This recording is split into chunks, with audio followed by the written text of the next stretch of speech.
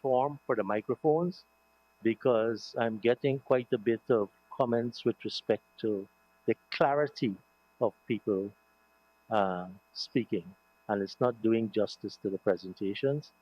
That's one. And an observation I made, uh, I know about the comments being made, i.e., the heckles, but if you want to join in that part of the debate, please do it from your seats. Don't do it from outside your seats, right? I don't know. I'm seeing many persons. I'm not naming anyone. So we now move to the honorable member, Mr. Sherrod Duncan. Please, for your pleasant presentation.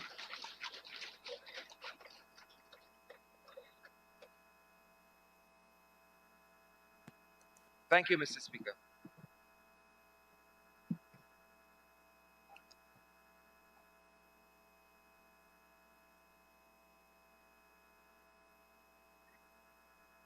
Everything good Guyanese looked for in the budget is missing. Two PPP budgets later, and the goodies for Guyanese disappeared like an infamous boat.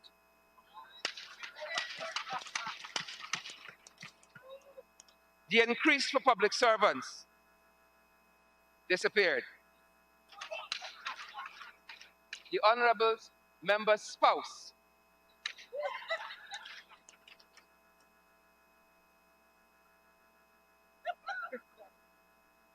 Vice President Barjagdio said that the public servant salary increase was spotted in line item 6141. Minister with responsibility for finance, the Honorable Dr. Ashley Singh, said it was reported he lost the salary increase as it was being told to the National Assembly. Mr. Speaker, it is my privilege to rise with my honorable colleagues on this side of the House and add my voice in dissension to what purports to constitute Budget 2021. Thank you, honorable member. Maybe we ought to interrogate Budget 2021 dispassionately. But whether you look at this budget as a composition or as an academic work, or as a fiscal policy framework for the next year, you keep arriving at the same ineluctable and escapable conclusion as one of my law professors would say. And that conclusion, Mr. Speaker, is that it has been found wanting in many regards. Years ago, I read the text on writing style. And as I listened initially and read subsequently Budget 2021, it took me back to J.V. Cunningham's text, The Problem of Style. I remembered him saying the way a thing is said affects its intelligibility. That came back to me. The way Martin Carter said some of his poems came to him, full-blown like the wind. The way a thing is said affects its intelligibility.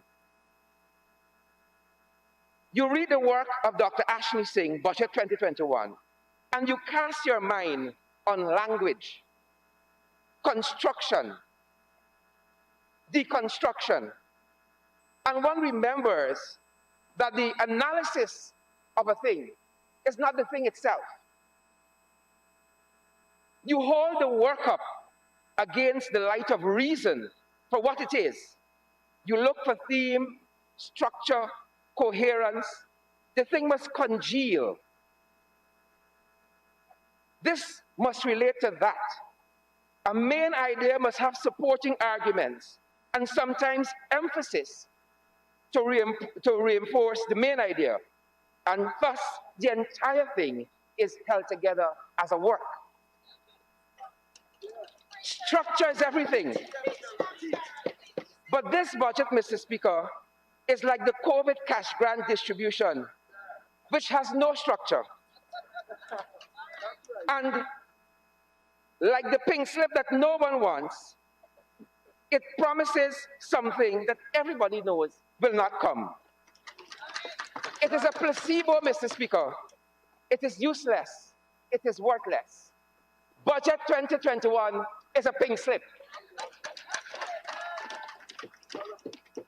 Or, as attorney for Mr. Anand Sanasi, Secretary to the Guyana Cricket Board and Director of the Cricket West Indies, Inc., said of the Honorable Charles Ramson's decision to appoint Mr. Kamal Ramkaran as the Cricket Ombudsman, it is unlawful and of no effect. Mr. Speaker, Budget 2021 is a pink slip. Worthless. Useless. Mr. Speaker, to appreciate Budget 2021, for instance, on the issue of housing, you don't have to contend with APNU's AFC's policies on housing. You have to contend with the PPP's own performance on housing. And so, if one likes to read, and you, for instance, go back to the 2000 budget, the year 2000, that budget, which was presented by the Honorable Sesnarine Kaulasar, you would find the PPP talking about a house for every Guyanese, about revolutionizing the housing sector. This was 20 years ago. And they spent 23 years in government, and they're still trying to achieve this. Mr. Speaker, Budget 2021 is a pink slip.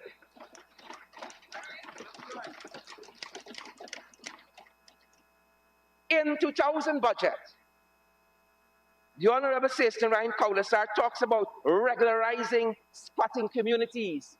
23 years later, the PP is still struggling to regularize squatting communities in this country, as is prescribed by Budget 2021. Why is that?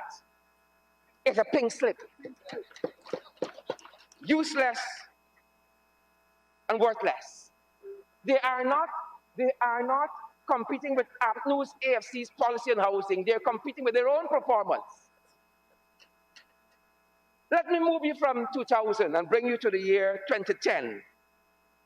The Honorable Ashley Singh, then more fully in the ministry as Minister of Finance, and not curtailed, as the Speaker just pointed out, Minister within the Ministry of the Office of the President with responsibility for finance. Mr. Speaker, just let me breathe after saying that. Again, in 2010, Dr. Ashley Singh is contending with the same issues on housing he's proposing to this House 10 years later. Why? This budget is a pink slip. Useless and worthless. As a matter of fact, go past the 2010 budget to Raman McCrae's pronouncement on the 2010 budget. And this is what Raman McCrae said. The budget speech by the Honorable Minister Ashley Singh has been relegated to a spending list. Many of the projects are ill-conceived, insufficiently studied, poorly executed, badly supervised. Some are also subject to nepotism and corruption. He's talking about 2010 budget, but he seems to do he's talking about 2021. It's a pink slip. It's a pink slip. Your slip is showing, sir. Your pink slip. I bring you past 2010 to 2014. The Honorable Dr. Ashley Singh still in command. Still in command. And again, 4 years later, they're still talking about the realization of living conditions for every Guyanese through the development of sustainable, viable communities. 6 years later, we're still talking about the same thing. It's a pink slip. Useless and worthless. 2021 budget. Dr. Ashley Singh is still selling dreams to Guyanese. Now it's coined Dream Realize Housing Drive. but they're really selling dreams. The same dreams from 2000 and prior. They're still selling dreams to reorganize, provide more housing for Guyanese, and the list goes on. What the PPP and the Honorable Minister Colin Crowell failed to do in 23 years, they expected the APNU AFC to do in 5 years. That expectation by itself is a pink slip. Thankfully, Mr. Speaker, more and more Guyanese are recognizing the pink slip policies when they see them. This was Roger Rupchan on Facebook. Kudos to the government for finally putting an alternative road along the East Bank corridor. However, he says, let us step back and use our brain matter a bit. The congestion on the East Bank and even with the Demerara Harbour Bridge is a result of the government's decision to build 2 housing schemes, housing over 100,000 people with absolutely no infrastructural development to cater for the increased number of cars. So they come now like heroes, but what do they have in their hands that they bring to the Guyanese people? Pink slips. That is what they bring in. Mr. Speaker, what the honorable member with responsibility for finance in the office of the president didn't say to this house is what Stabrook News said in its editorial last November, captioned land corruption, in reference to land allotments under the PPP. This is the heart of their policy. In relation to Soku, the editorial said its most high-profile activity pertained to the purchase of land in Pradoville 2 at below market prices for senior members of the PPPC government and their associates. This is what their land policy is really about. One of the cases related to 19 fraud charges leveled against President Ali before he became head of state in connection with the sale of state lands in the scheme. This is the heart of PPP's land policy. Everything else is pink slips for the rest of Guyanese. So when Anil Nandalal and the PPP, the honorable member, disband the state asset recovery unit, but yet preach accountability and good governance, that is pink slip rhetoric, worthless and useless. On squatter settlements, Mr. Speaker, Junior Minister of Housing and Water, Ms. Susan Rodriguez, told them waves last year on the issue of squatters. The only problem is starting this process. In starting this process, the Honorable Member Susan Rodriguez, Junior Minister of Housing and Water, the only problem is starting the process. In starting the process is a lack of available lands. Yet, they boast how many house lots they have given out, but it's the choice, folks. On this squatter settlement, there are 30,000 plus squatters, 173 squatting areas throughout Guyana, and 700 plus structures. That didn't happen in the last 5 years. That was inherited. And so their promise of housing, an adequate housing for every Guyanese, is really a pink slip promise by the pink slip PPP. Mr. Speaker, when the APNU AFC took government in 2015, there was a vision for the housing sector to facilitate a nation housed in cohesive, sustainable communities and to provide opportunities for all Guyanese to improve their quality of life owning their own homes. The government said they were adamant the discriminatory allotment of prime, high-income house lots at bargain basement prices to favor friends and family is over. The government embarked on a comprehensive layout of community planning and design, community infrastructure, land divestment, and squatter regularization. 2016, the APNU AFC forged ahead with a program of establishing cohesive communities in which service lots and other infrastructural amenities, including green spaces, Mr. Speaker, parks and recreational facilities, are provided to ensure an improved quality of life.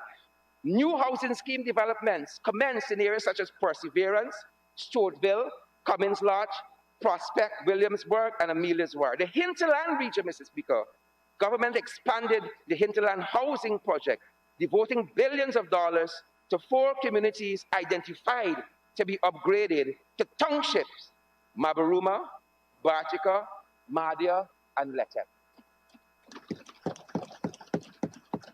By 2017, Mr. Speaker, there was an ongoing review of the process of allocating house lots. Given approximately 50,000 applications which we inherited on file, and almost 30,000 low-income individuals who were part of that capture. Concerns about the low occupancy of many housing development areas led to reviews of the mechanisms used to enable ownership based on what was inherited. What was revealed was a lack of a holistic plan that we inherited from the PPP in providing quality, affordable housing in well-serviced community. Many recipients of the house lot remained unable to start construction, while others allocated lots in areas that were woefully underdeveloped by the PPP and without basic infrastructure. Mr. Speaker, the APNU AFC corrected those deficiencies and yet worked also accelerating to complete the infrastructural development of prioritized housing areas, where allottees indicated their readiness to begin construction. By 2017, again, Mr. Speaker, government's priority action areas in housing was initiatives targeting low-income and state employees. These initiatives, Mr. Speaker, involved comprehensive feasibility assessment of existing housing areas, squatting areas, and land for future development, Mr. Speaker. The consolidation of planned housing area and the upgrading of regularized squatting area was also part of the goals of the government. Given the huge demand for house lots and the limited availability of service lots, Mr. Speaker, for distribution, the government piloted a project to construct apartments, condominiums, and wooden houses in existing planned areas, such as Strodeville, Cummins Lodge, Perseverance, and Amelia's Ward. By 2018, Mr. Speaker, the work of the coalition government was ongoing. The housing sector continued to expand and contributed to the growth of the construction center. The role of government entailed a comprehensive approach to housing, which included not units, but lots, and also roads, and drainage, and sidewalks, lighting, social services, and recreational facilities, Mr. Speaker. Significant work, Mr. Speaker, was undertaken to consolidate the substandard state of community infrastructures existing in existing housing schemes across the country, including Farm, Amelia's Ward, and Parkfield Harmony. Mr. Speaker, towards the promotion of the government's housing program, 2 open exhibitions in Perseverance and Experiment were held, and 61 home owner sensitization sessions were held as well. The sensitization of the housing applicants database, also the sanitization rather, of the housing applicants database had also begun to ensure that it was reflective of the current demand for housing. Mr. Speaker, by 2019, a key area of focus for the government was the hinterland and the commencement of the Adequate Housing and Urban Accessibility Program, which saw the construction of core houses for single families, households, and families living in untenable, uninhabitable homes, home improvements, and consolidation of existing housing schemes. The initial phase targeted places, for instance, like Sophia, and the consolidation component was also included road upgrades, sidewalks, streetlights, and community facilities. Mr. Speaker, we do not see the same kind of comprehensive policy coming from the People's Progressive Party, who are in government. We do not. As a matter of fact, Mr. Speaker, when you weigh the squatting situation, for instance, at Success, and the same squatting situation at Canal Number 1, Conservancy Dam, you see a different stroke for different folks. For instance, while the residents at Success were being tear gassed by this government, shot with pellets by this government, flooded by this government, Conservancy Dam received light and received water. Mr. Speaker, unassuming government, the PPP attacked a land issue at Kingley, West Coast, Berbice, where veteran trade union Lincoln Lewis had been arguing that those ancestral lands belonged to his forefathers. Instead of a judicious interlocutor in the Attorney General and in Andalal, it was reported that he told some Kingley residents, listen up, may I tell you, if Lincoln Lewis interferes with your operation, your occupation, break down whatever physical structures he has.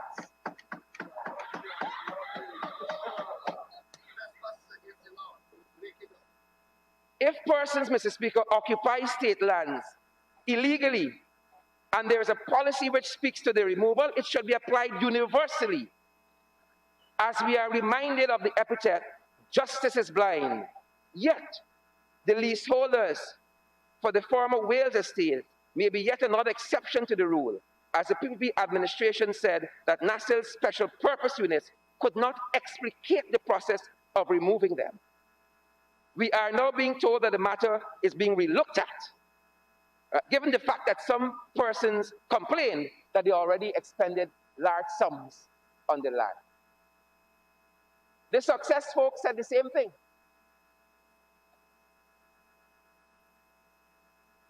Mr. Speaker, it is far easier to break down anything than to build up something. What the nation is yet to hear articulated is the heart of the administration's land management plan instead of plasters being applied to sores. The squatters at Success will continue to look at those at Conservancy Dam jealously, and perhaps even the squatters at Grove and elsewhere, wondering what is coming for the new year. Is it more pellets? Is it more tear gas? Are we going to be flooded out again? What comes next? Minister, Mr. Speaker, the PPP talks about his manifesto. But his manifesto promises is a catalogue of pink slips.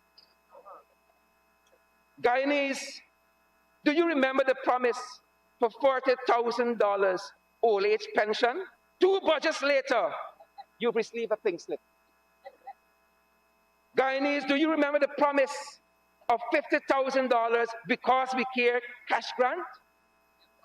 Well, you've been pink slipped. Guyanese, do you remember the promise of 50,000 jobs? Well, it's 50,000 firings because you've been pink slipped. Guyanese, do you remember the promise of a promised plan to fight crime? Nothing yet. You've been pink slipped. Guyanese, do you remember the promise for better management and renegotiation of oil contracts for the betterment of all Guyanese? Nothing yet. You've been pink slipped. To the thousands of students at UG, any free education yet? You've been pink slipped by the PPP. Their promises are worthless, meaningless. The Honorable Amanza Walton Desir noted in her submission earlier that the Honorable Minister with responsibility for finance within the office of the President, Ashley Singh, cannot approbate and reprobate all at the same time. In her noteworthy submission, she said it is impossible on every and any scale for this government to change hands in August, and by December, these are the numbers. Instead, it is a clear and unmistakable evidence of the economy inherited from the APNU AFC government and evidence of the capable stewardship of the economy from 2015 to 2020. And it is worth repeating. Mr. Speaker, I said at the beginning that Dr. Ashley Singh's budget, Barjagdio's budget, the Honorable, is a document with no structure. It's at war with itself. They come to the National Assembly and they preach doom and gloom in 2020 and previously, the previous 4 years. But Dr. Ashley Singh's budget, the Honorable Dr. Ashley Singh's budget, says something totally different. It's a document inherently flawed, contradicting itself. And I will give you some instances, Mr. Speaker. Mr. Speaker, on the sectorial performances, agriculture, forestry, fishes, and fishing.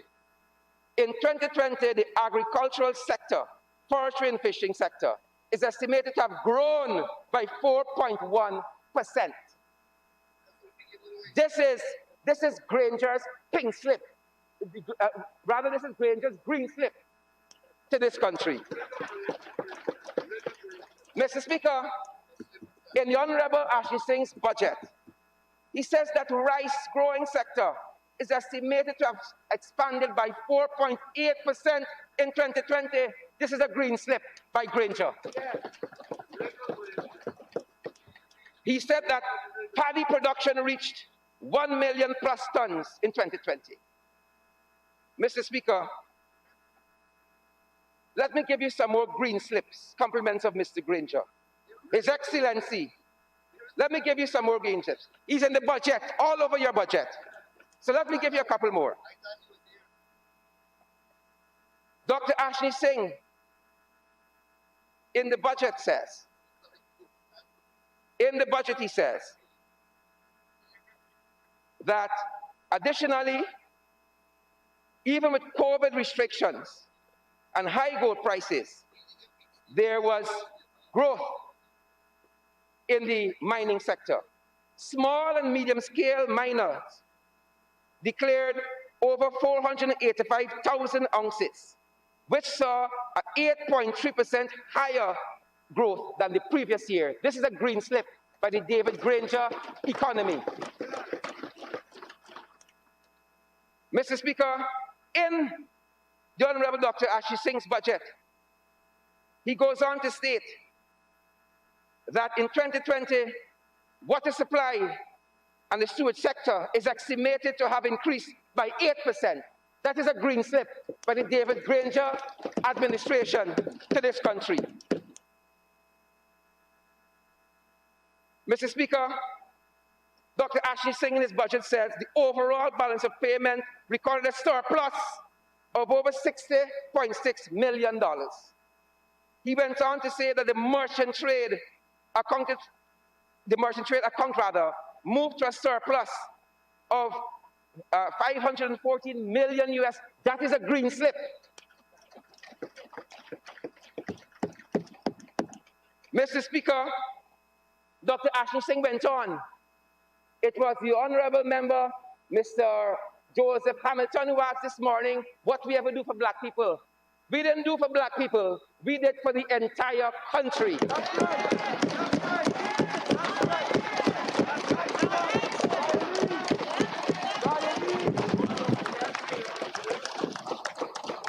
Mr.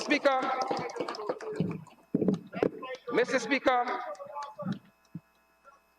Dr. Ashley Singh's budget says the money supply in terms of monetary developments, money supply expanded by 13.7%, which was 521 billion in 2020. That is a green slip to this country.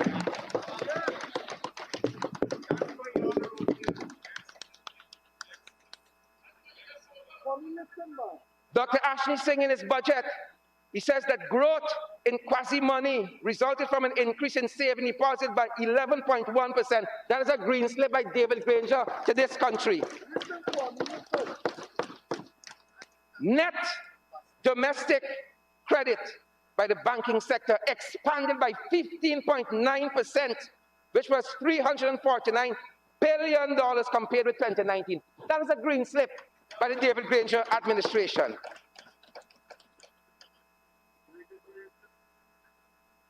And from that, Mr. Speaker, I can tell that the Honourable Member Joe Hamilton did not read his own member's budget. I can tell that the Honourable Member Sanjeev Dattadin did not read your Honourable Minister of Finance budget, because they would never make the kind of statements they would have made. Mr. Speaker, I note the name of Budget 2021, a pathway to recovery. It's a pathway that David Granger-led administration, by the admission of the finance minister's own budget, started this country on. This is what economic dynamism looks like, and resilience even in the face of COVID-19, by the admission of the finance minister's very own budget. Honorable Member, I shall have to apply a red slip, and if you want to continue, you need a green slip from one of your members. So someone has. Thank you, Comrade Speaker. I do move that the Honourable Member be given 5 minutes to conclude his excellent presentation. Thank you, Honorable Member. Honorable Member, you may continue to conclude. Thank you, Mr. Speaker. Mr. Speaker, in examining Rama McCray focus on budget 2021. And I use Rama McCray as the base, because the other side of the Honourable House gets agitated when we use what they might deem as tainted and biased sources. So hopefully they can agree with Ram and McCray, who said in their 2021 analysis of the budget, this very economic dynamism and resilient budget, thanks to the David Granger-led administration, that transformational and prestige projects always excite, but Guyana's record with such projects have been far from uniformly successful. And they note the Del County Road project under the PPP and the Skeldon Sugar Factory and their cost to the economy. Mr. Speaker, there seems to be an assumption, according to Ram and McCray, that there's unlimited available land for housing in the main population and economic centers. In fact, as seen in the success patting saga, there is some competition for land for agricultural and other purposes, and the resolution will require a land use policy. Mr. Speaker, in closing, the author, Sir Conan Doyle, says, when you eliminate the impossible, whatever remains, however improbable, must be the truth. And the truth, the ineluctable and inescapable conclusion, is that Budget 2021 is nothing but a big pink slip for this country. Thank you, Mr. Speaker. Thank you very much, Honorable Member. We now turn to the Honorable Member and Minister Susan Rodriguez, Minister within the Ministry of Housing and Water. Honorable Minister, you may proceed.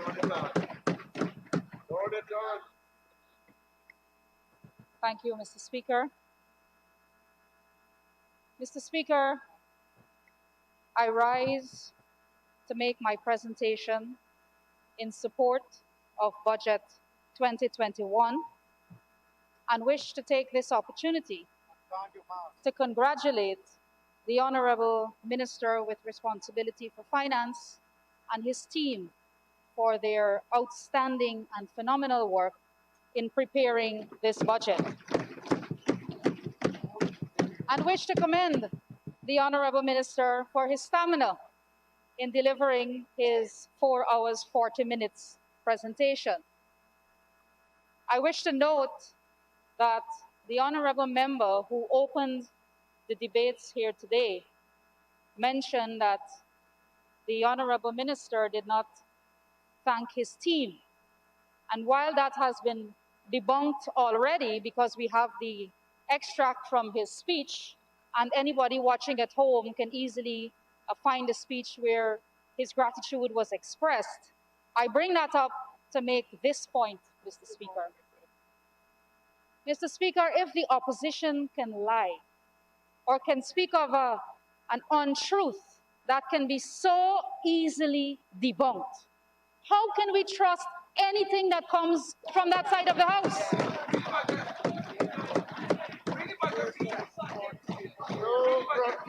And the people know this, and that is why they are untrustworthy.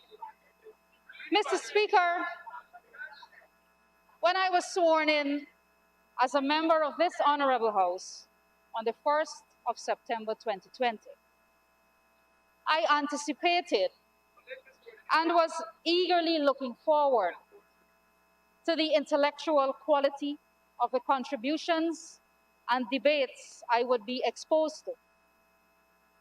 I had every intention of learning and absorbing as much knowledge as I can from the senior and career politicians and lawmakers who sit in this House, and had high hopes for the younger politicians like myself who would be afforded the opportunity to learn and contribute fresh ideas that would unite our people and further enhance the development of our country.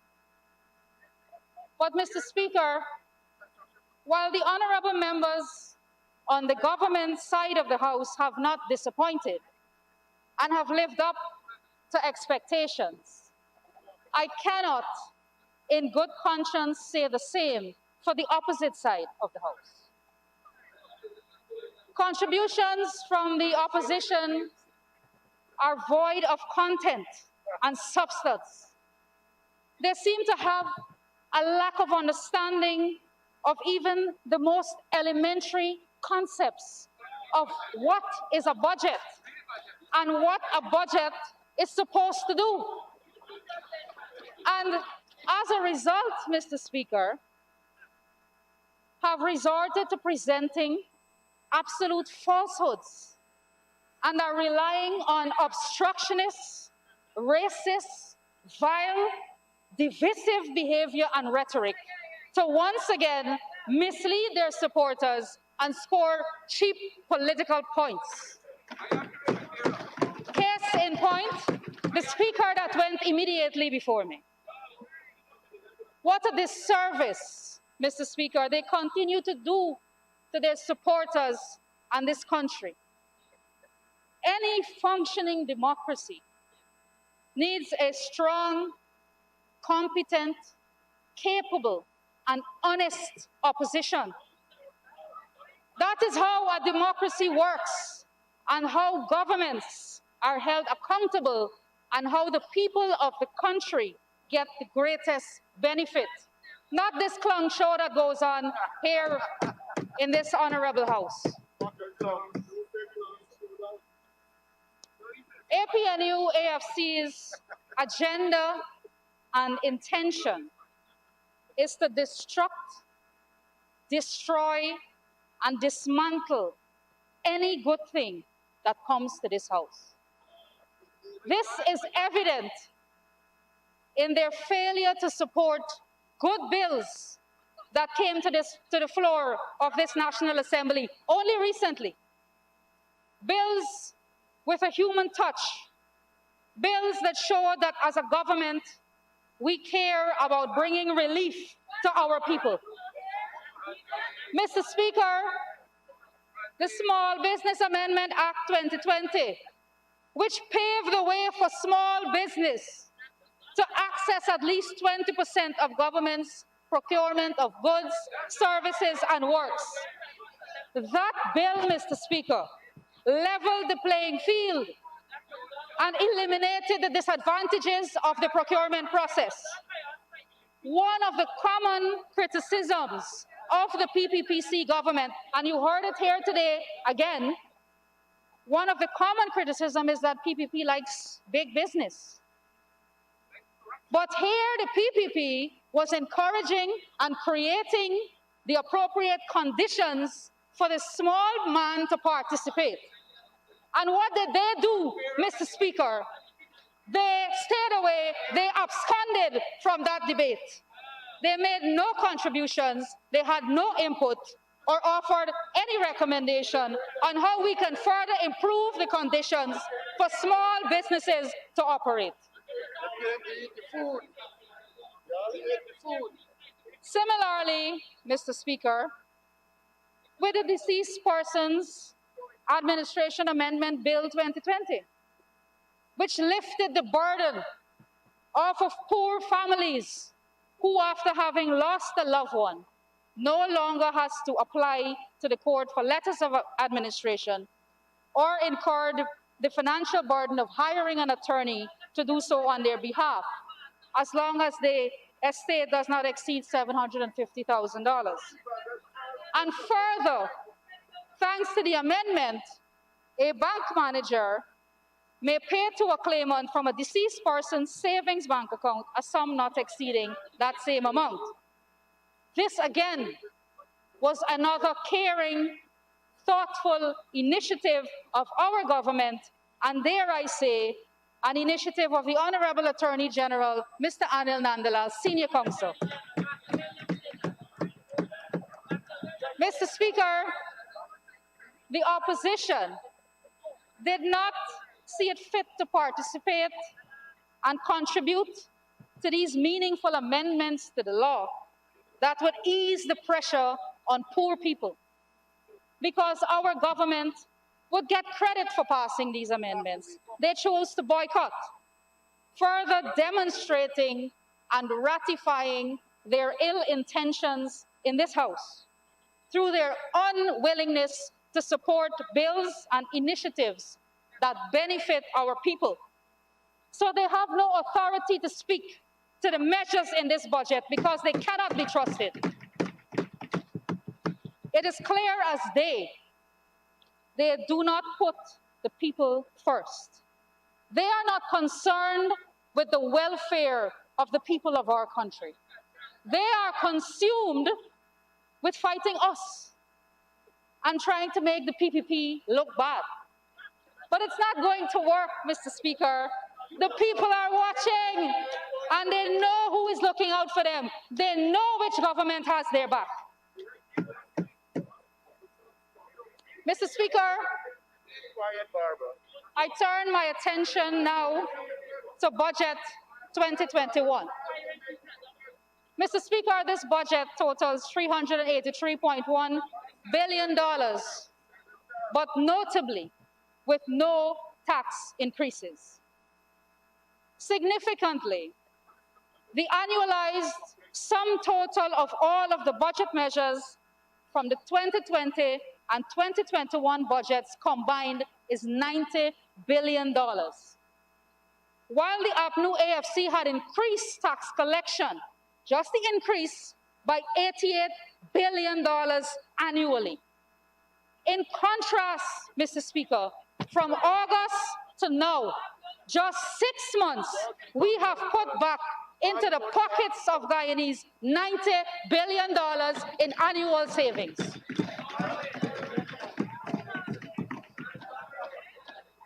But let us talk about housing. APNU and AFC's entry into government in 2015 marked the end of the housing sector. Permit me to elaborate. PPPC's government housing budget, I know the honorable member who spoke before me went back to 2000, but I'm going to bring it more recent. PPPC's government housing budget in 2013, and I'm quoting this so I can put it into context, was $3.2 billion. In 2014, it is $4.4 billion. Just to give you a general sense of what the budgetary allocation for housing usually amounts to. In stark contrast, Mr. Speaker, APNU AFC's housing budget in 2015 was reduced to $1.9 billion. Let us not forget, there was no Ministry of Housing and Water, there was no clear housing policy, there was no vision, there was no housing drive. They changed ministers like they changed their clothes, and hence, the housing sector and the housing ministry fell apart. So let's talk about the record. In 2016, they attempted to redeem themselves, and they allocated a whopping $5.8 billion to housing. But, Mr. Speaker, the story of that year would be comical if it wasn't so tragic. And so, Mr. Speaker, Stabrook News, January 14, 2017, carried this headline: CH&PA spent only 12% of budgeted $5.8 billion in 2016. Mr. Speaker, if this isn't incompetence, then I don't know what is. And the housing minister at the time, Ms. Valerie Patterson, said she was definitely not happy to report. So if she isn't happy, I don't know what about the people. And she blamed CH&PA for the shortcomings and attributed the shortcomings to the agency being plagued by numerous human resource challenges, including unfilled position, lack of capacity in some regards, and untimely decision-making. She's the minister, Mr. Speaker. Who is she talking about? Who has to make the decisions? Who has to spend the money? Who has to implement the housing policies? And so, Mr. Speaker, she was blaming everybody but herself. But, Mr. Speaker, it was the same staff who was there in 2016 that is there today. We didn't fire anybody. We didn't fire any technical staff. It's the same people who are there today executing our mandate. It is the same technical people that designed and are bringing to completion the Eccles to Diamond Bypass Road, and that have already designed and begun procurement for the new 4-lane highway linking Mandela and Eccles. It is the same technical people who worked and designed to prepare and allocate lands, to allocate 3,600 house lots in our first 4 months in office. The only difference, Mr. Speaker, is that now we have a competent government in place. Vision, competence, and leadership is what was missing, Mr. Speaker, but it has been restored because the PPPC is back in office.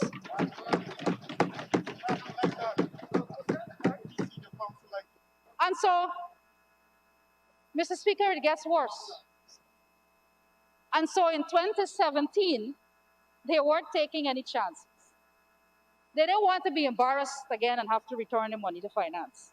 So they decided they just wouldn't give CH&PA any money. Walter Lawrence, who presented the budget in 2017, said, and I quote, "The authority has to access its own funds, no allocations from central government, because, sir, they simply had no vision for the housing sector, and so they wouldn't be able to spend the money even if it was allocated." And so if you want to talk about track record, the Honorable Member Duncan, who brought up track record, if you want to talk about track record, let us make an honest assessment of the track record. It is public knowledge. And the minister, the senior minister with responsibility for finance, mentioned it in his budget presentation. The PPPC government allocated over 22,000 house lots in our last 4 years in office. Contrast that with 7,000 that they allocated in their 5 years in office. That is an honest assessment. That is the comparison that we need, Mr. Speaker. The Honorable mentioned housing communities like Perseverance and Prospect, where they made allocations, and has the audacity to stand in this House and talk about a comprehensive approach when 2 years later, the people in Prospect were without water, and it is under our government that they received water to their housing communities for the very first time. The Honorable Member also mentioned squatting. Mr. Speaker, squatting is illegal. And I wish to rebut him by drawing this comparison between the two communities that he mentioned. He mentioned the squatting situation at Success, and he mentioned the Conservancy Dam in Canal. Mr. Speaker, the occupants of that in Canal number 1 were there for over 30 years peacefully, Mr. Speaker. versus what was going on in Success, which sprung up overnight and was a Ponzi scheme, Mr. Speaker. And so that had to be dealt with. It was politically orchestrated. And so we had to put an end to that. In any case, Mr. Speaker, coming back to housing, in any case, the APNU AFC government never prioritized housing. A basic need like shelter, they failed to see the importance and the impact it would have on our people. And it is a violation of Article 26 of our Constitution, Mr. Speaker, the right of all Guyanese to proper housing accommodation. But I guess that shouldn't surprise anyone because that is their nature. APNU AFC are serial violators of the Constitution. They have no regard for people's rights. They are the same bunch that attempted to rig our election. Let us not get carried away with their attempt to reintroduce and repackage themselves now as though they care about the Constitution and people's rights and the development of our country. Let us not forget who they are. And so, Mr. Speaker, in Budget Presentation 2020, Minister Edghill spoke about the restoration of the vibrancy and vitality of the housing sector.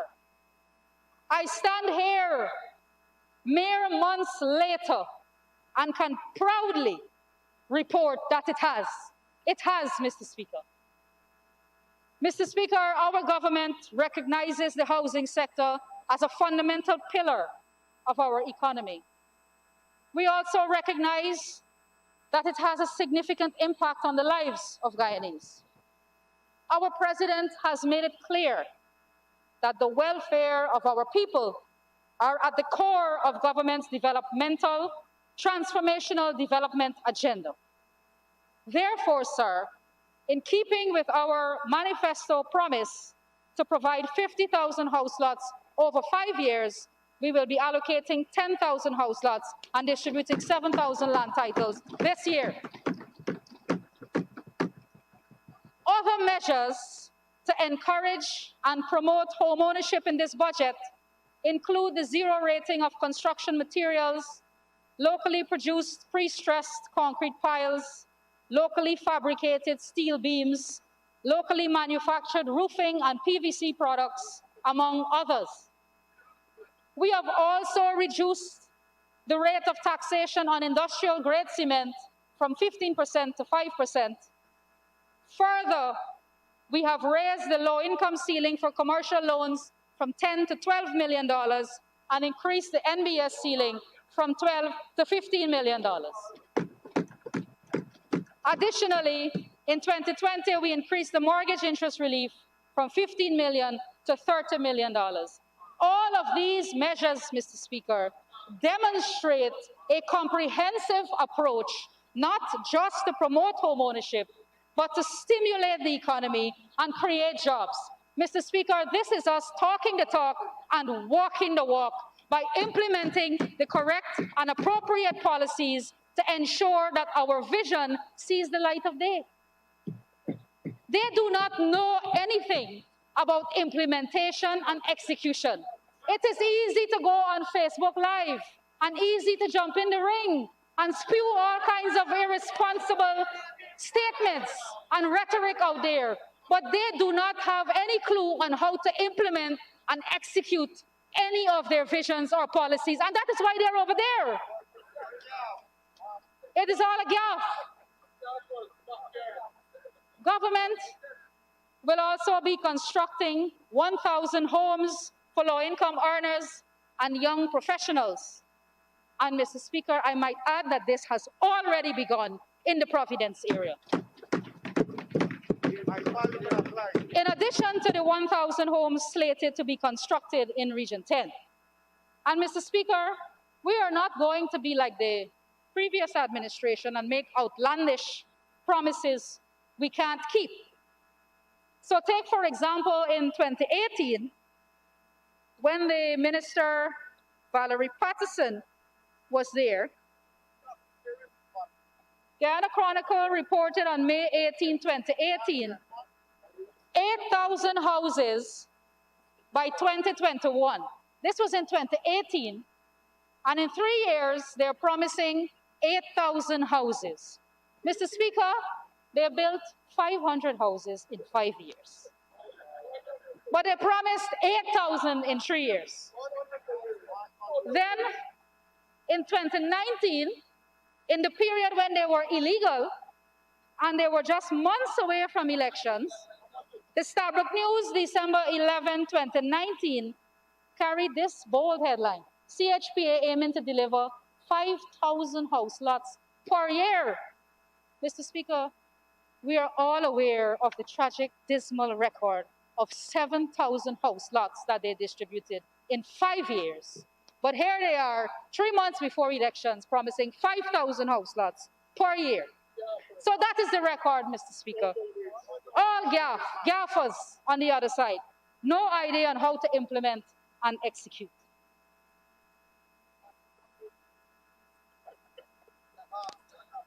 The sum of, I will go into some details now, Mr. Speaker, on specific allocations in our budget. The sum of $3 billion was allocated for infrastructure works.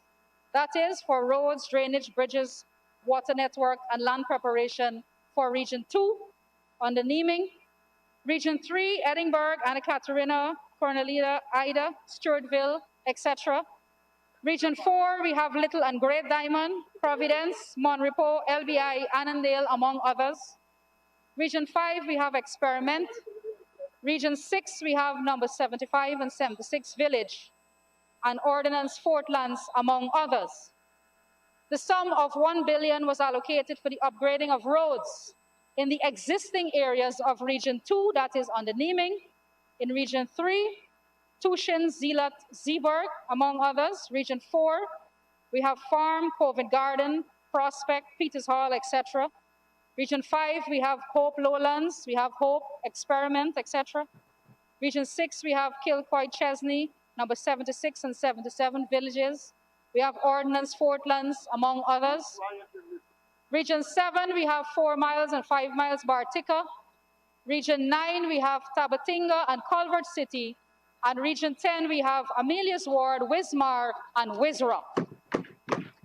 So, Mr. Speaker, our housing program is spread out through all and across all of our regions. The sum of $1 billion has been budgeted for the construction of the 4-lane highway from Mandela to Eccles, while $1.5 billion has been budgeted to continue infrastructure works in Sophia, Diamond, and Parfait Harmony. The sum of $80 million was allocated for the installation of borehole, discharge assembly, and transmission main in each of the following areas: Stewartville, Metamere Zorg, CI, Edinburgh, Anna Catarina, Prospect, Little Diamond, and Great Diamond, Cummins Lodge parcels 1767 and 1768. For developing and improving the efficiency of the single window planning permission system, $100 million was allocated. And Mr. Speaker, this is the vision, the visionary type of leadership that we're talking about. Moving the planning permission system to an electronic one. This is how we are preparing now for the transformation that is coming to our country.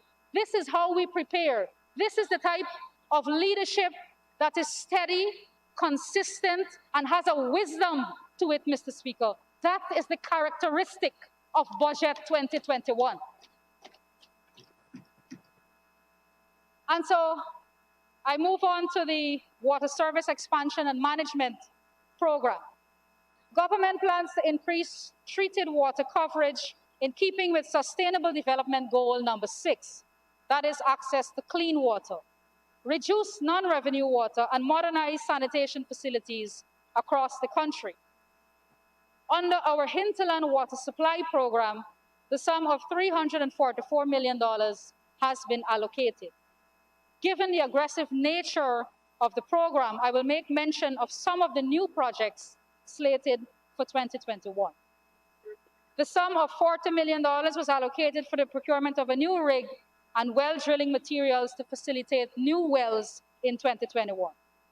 $20 million was allocated for the procurement of photovoltaic systems, electromechanical equipment, pipes, fittings, spares, and accessories for water supply systems.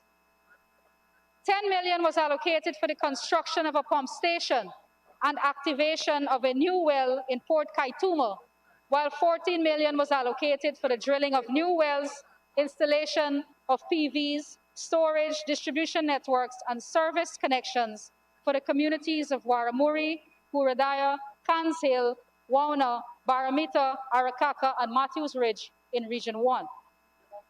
$10 million was allocated for the drilling of wells, upgrade of PV systems, upgrade and extension of pipe networks, and installation of standpipes for the communities of Quibana and Manawarin in Region 1. For Anai in Region 9, the sum of $15 million was set aside for the upgrading of the distribution network, rehabilitation of elevated trestle, service connections, and installation of PV systems. For Ignatius, $15 million was allocated for the upgrading of the distribution network. For the communities of Juwala and Kamarang, Warawata in Region 7, the sum of $50 million was allocated for the drilling of a new well, installation of new storage trestle, and distribution network. $78 million in total was allocated for the drilling of artesian wells, installation of distribution networks, upgrading of PV systems, construction of elevated storage trestles, and service connections for several communities in Region 9. Mr. Speaker, the town of Lethem in Region 9 will also benefit from the construction of a GWI Lethem office, for which an allocation of $15 million was made, making it easier for the residents of that community to access the services of the Guyana Water Incorporated. The sum of $50 million was allocated for the installation of a water supply system at Kaibarupai and Monkey Mountain in Region 8. For the community of Taruka, $21 million was allocated for the drilling of a new well, extension of pipe network, and installation of service connections.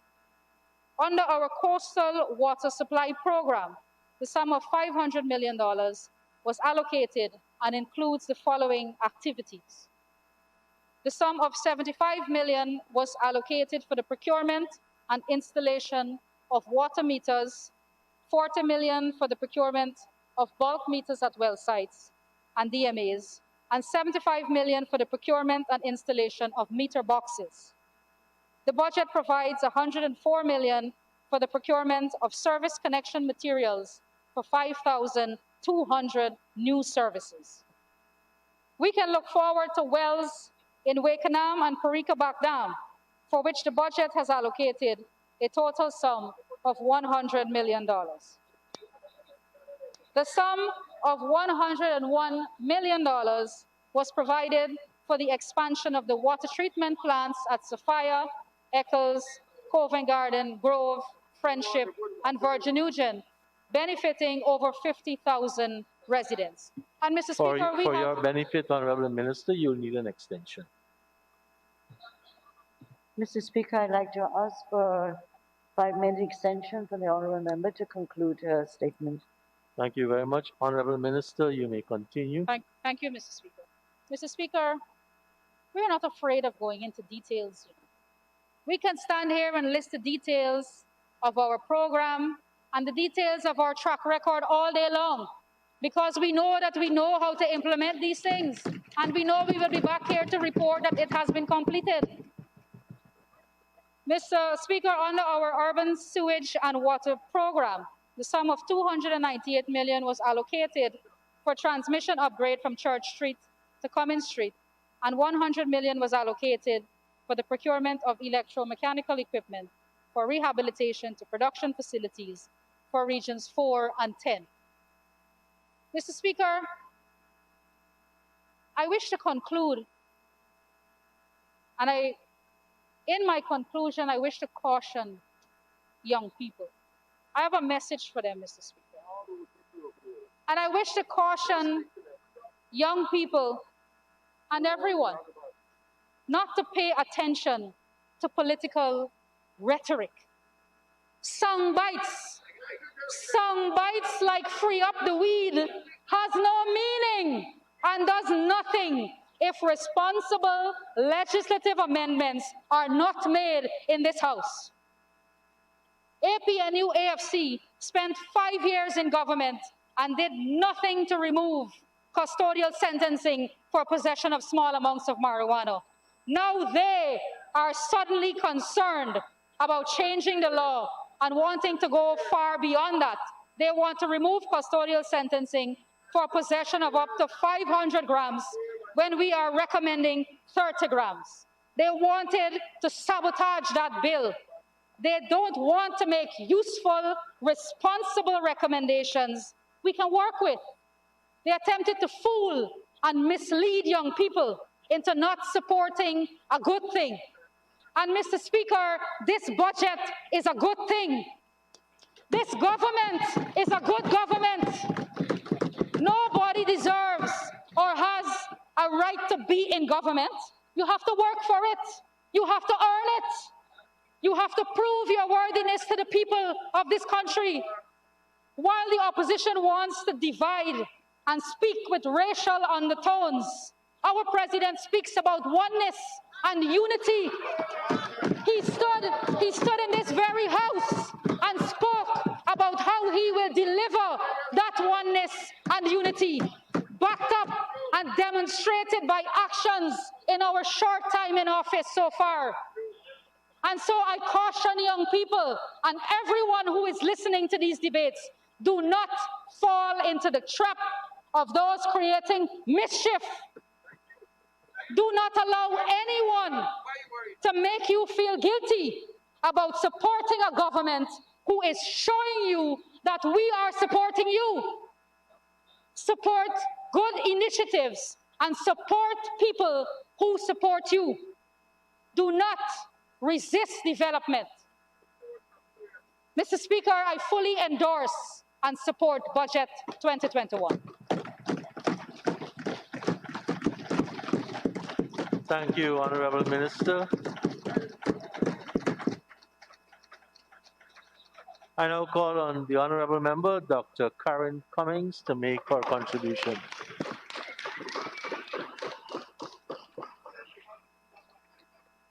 Thank you, Mr. Speaker. Mr. Speaker, I rise to say that I am delightfully honored and thankful to be given this opportunity to speak to this budget debate 2021. Mr. Speaker, what we have seen here is a poor attempt by the PPPC to copy the APNU AFC's coalition's framework for governance that offered to Guyanese a good life. In 2015, the coalition had as its theme a fresh approach to the good life in a green economy. In 2016, the title was Stimulating Growth, Restoring Confidence, the Good Life Beckons. This was followed by the caption, The Journey to the Good Life Continues, in 2017. In 2018, just for the record, it was captured, Transforming the Economy, Empowering People, and Building Sustainable Communities for Good Life. 2020, Protecting Our People in a COVID-19 Environment, Strengthening Democracy and the Rule of Law, Incentivizing Growth and Job Creation, Enhancing Welfare. When one looks at this year's budget, caption, A Plan to Recovery, Economic Dynamism and Resilience. Mr. Speaker, and when put in context to what preceded, the cover itself is dismal and unpatriotic. is coming at a time when Guyana celebrates its 51st Republic anniversary.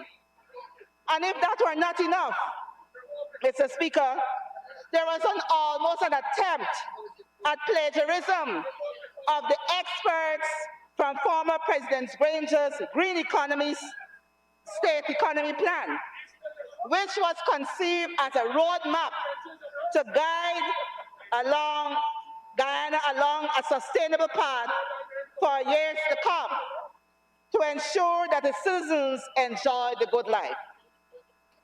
Again, I quote, Mr. Speaker, President Mr. Granger, the former president, he spoke about the Green State. He says this will develop the pathway towards a diversified and resilient economy. Does it sound familiar? The Green State will promote the environment and steer the country towards the creation of happy households and happy people. So, Mr. Ashley Singh, honorable member, the better idea would have been for you to have consulted with the past president and the former minister of finance to get a better understanding of the way to achieve the good life for all Guyanese. Mr. Speaker, the PPP's budget follows the same old model of previous ones, where there is a lack of equity in the management of resources as it relates to the 10 administrative regions, where there is lack of evidence-based planning and decision-making to ensure that there would be value for money. However, Mr. Speaker, it does appear that money is given to source boats. The APNU-AFC coalition government made every effort to teach people to fish rather than giving them a fish. It was former President David Granger who noted, as I quote, "The fight against poverty cannot be won through charitable handouts. Neither will trickle-down economics be the panacea for pauperization and privation. Providing jobs for our people, especially our young people, should be a priority," unquote. Mr. Speaker, the APNU-AFC Coalition's Poverty Reduction Plan, with its One Nation approach, was expected to reduce inequalities, remove obstacles to education, open opportunities to the disadvantaged, and unite the coastland and the hinterland. So, Mr. Speaker, the APNU-AFC Coalition had a comprehensive plan to eliminate extreme poverty. However, on the contrary, Mr. Speaker, the normal pattern of the PPPC's party is to allow for resources to be given to citizens who fail to remit their fair share of taxes, to have a budget where certain parts of the private sector benefit and where some businessmen who evade taxes are rewarded. Mr. Speaker, there is no specific fund being allocated for the decade of people of African descent, which is universally recognized by the United Nations for the period 2015 to 2024, indicating that the people of African descent represent a distinct group whose human rights must be promoted and protected. Mr. Speaker, I have said in a previous debate, and I must reiterate it here today, that the PPPC's government budget is full of ironies and eye water. The ironies put the country in a state of anxiety, but the eye water exposes the depth of the government's callousness and reckless spending with little or no accountability. What the next government of this country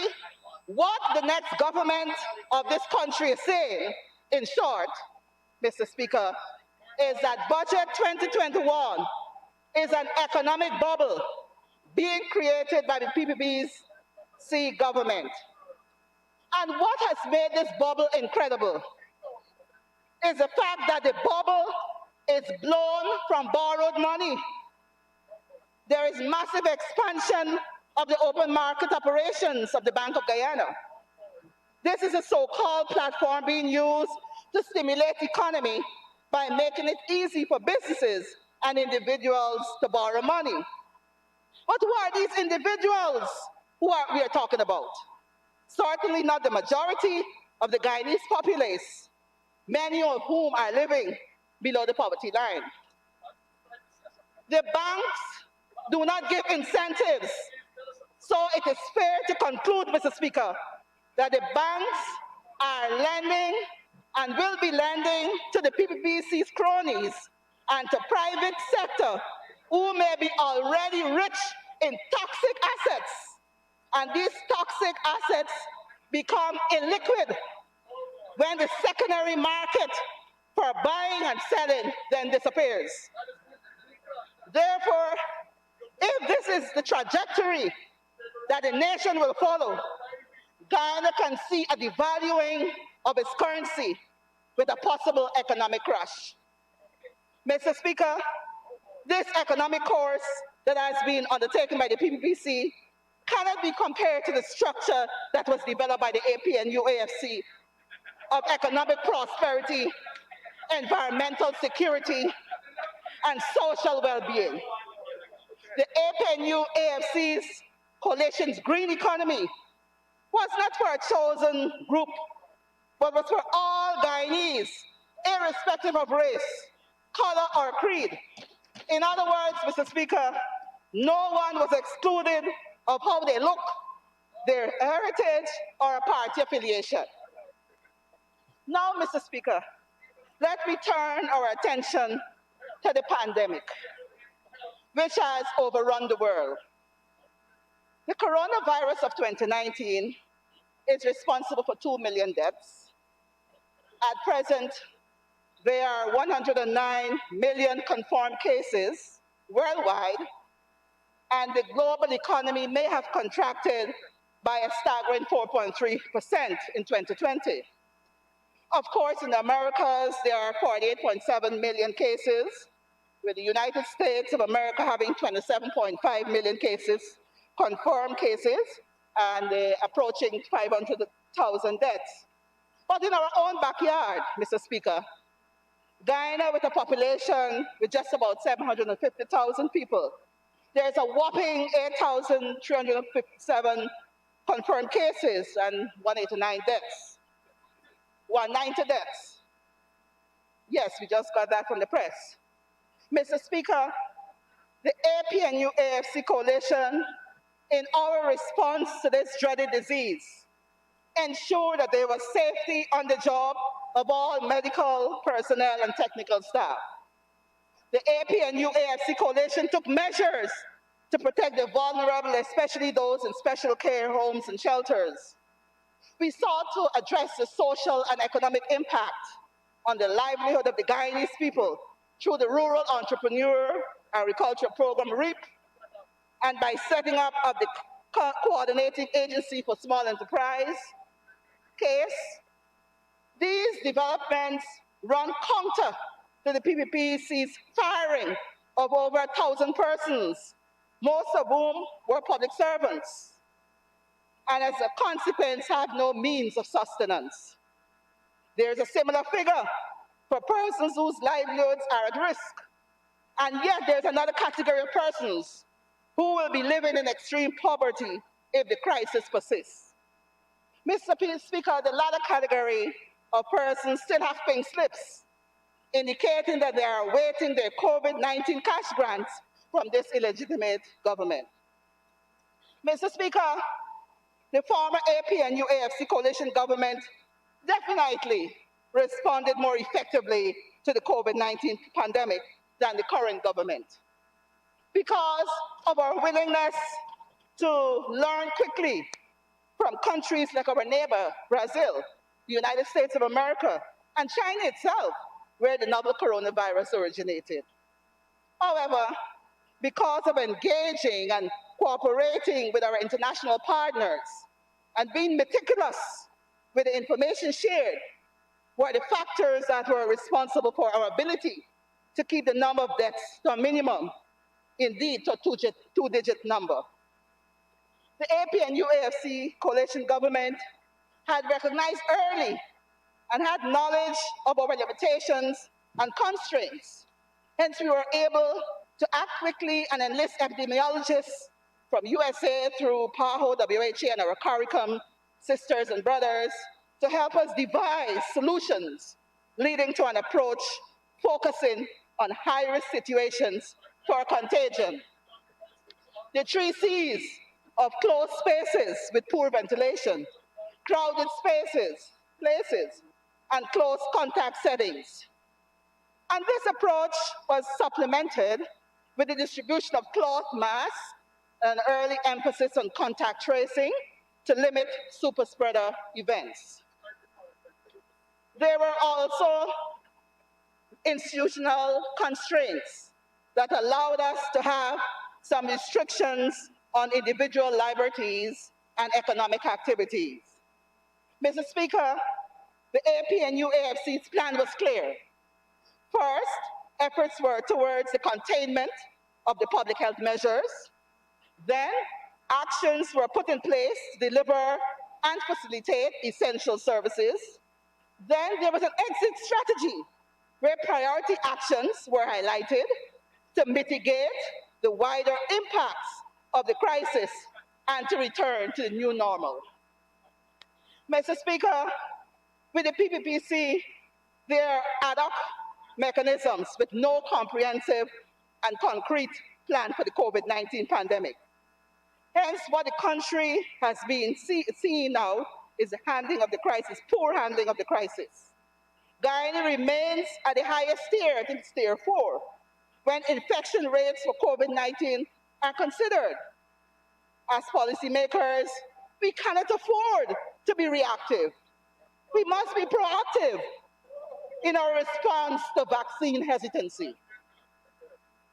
Unlike Barbados and other sister CARICOM countries, who would have already received 100,000 vaccines supply, we agreed to more or less borrow and was happy to receive handouts to assist our populace. Of course, the Guyanese are glad that COVAX, the global mechanism, will facilitate the delivery of vaccines to countries such as ours. And we are happier that our leaders have committed to ending the coronavirus by ensuring that there is vaccine equity. Infectious diseases.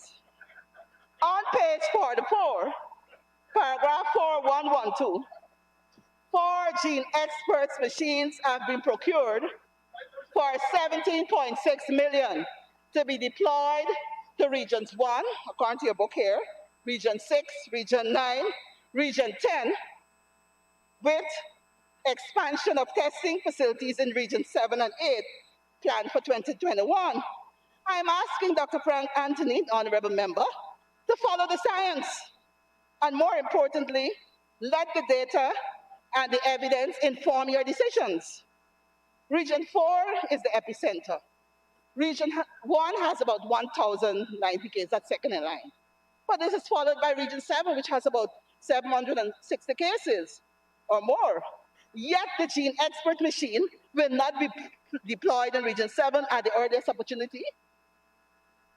Mr. Speaker, while still on infectious diseases, page 44, paragraph 4113, mention is made of the government bringing the Infectious Disease Center to functionality from September 1 to December 31, 2020, and treated 450 patients in the COVID-19 ward and 38 in the intensive care ICU. Mr. Speaker, the fact that the health ministry could have brought the infectious disease hospital to functionality in 4 months speaks well to the competency of the previous government and the good with which the health ministry continues to bat on. With the increased production of PPEs and medical supplies on the market more readily now, the populace expects that there should be an increase in test kits and sanitizing materials to be given to persons who have been exposed to COVID-19, and that there should be a significant reduction in the number of persons from the citizenry going home on home isolation without health packages. Hence, the APNU AFC coalition welcomes the $2.1 billion for the purchase of critical items, including medical kits, medical supplies, test kits, sanitizing materials, and PPEs. Though no mention is made of the amount of money being recorded for COVID-19 from donor agencies. I've seen it nowhere here, how much money you've gotten from donor agencies. To achieve herd immunity, 70 to 90% of the population is expected to be immunized. But with the slow pace and the trickling of the vaccine to this country, the Guyanese populace wonders if herd immunity, whether natural or vaccine-induced, will be possible in the near future. The APNU AFC coalition awaits the green light from the PAHO WHO for the elimination of filariasis from Guyana soonest. And though there may be less persons accessing the malaria services due to COVID-19, the APNU AFC coalition would like the mosquito-treated nets to reach the pregnant mothers and the minors in a timely manner. The cost of treating HIV and AIDS, as well as the years of lost productivity from early HIV/AIDS related deaths, remain a huge recurrent cost for government. The APNU AFC coalition wishes that efforts be made to accelerate the program so that Guyana can reach the 90 goal set by United Nations of 90% of persons know their status, 90% of those being treated, and those who are being treated go to viral suppression. Non-communicable diseases. The focus of the Ministry of Health must be on primary care. Emphasis must be paid on reducing the prevalence of non-communicable diseases, which accounts for 70% of our health budget. Mr. Speaker, it is scary that type 1 diabetes or juvenile diabetes is on the increase, as close to 200 children are in our registry. Apart from cardiovascular diseases, the cancers and the chronic respiratory diseases, the common NCDs noted in Guyana, we also see the cerebrovascular accidents and the complications of hypertension and diabetes. They, of course, are exhibited in high conditions such as cataracts and glaucoma. Hence, page 44, paragraph 4111, it is reported that 99.8 million is budgeted for re-equipping the National Ophthalmology Hospital at Fort Morant. Mr. Speaker, when the service was envisioned, there was no concrete plan made to ensure a continuous service of this initiative. So, Mr. Speaker, this speaks to the poor infrastructure that the APNU AFC coalition met. Mr. Speaker, the construction of an 18-bed mental health ward at the National Referral Hospital at a cost of $26 million is noted. This is the APNU AFC's plan, and we are happy that you'll be executing same. I'm happy that the government is building on the legacy of the former APNU AFC government, as we had commenced initiatives at our hinterland to address mental health issues, suicide prevention and care, and to expand psychiatric and psychological services. Mr. Speaker, government has committed $140 million toward the financing of maternal waiting homes and facilities at Morocco, Cato, as well as $100 million for the construction and retrofitting of the maternity ward and wing at the New Amsterdam Hospital. It is the APNU AFC's coalition's wish what has happened to Saudi does not occur again. When the maternal waiting home at Saudi was turned into a COVID-19 center, proper planning should go into such an exercise. Mr. Speaker, we will be monitoring vigorously this project. to see how this 860 million smart hospital initiative is being rolled out and operationalized at the Lenora Hospital, at the Diamond Diagnostic Center, at Mabaruma Hospital in 2021, even as works advance at the Letterman and Paramakatoy hospitals. And by the way,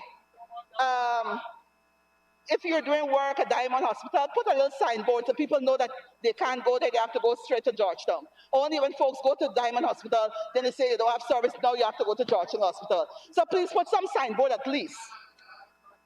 The APNU AFC Coalition Project will also be paying keen interest at the construction of the polyclinic at Festival City, which commenced under our watch to serve the people in that community. In addition to scrutinizing work to be done at Skeldon Hospital for a whooping $88.3 million.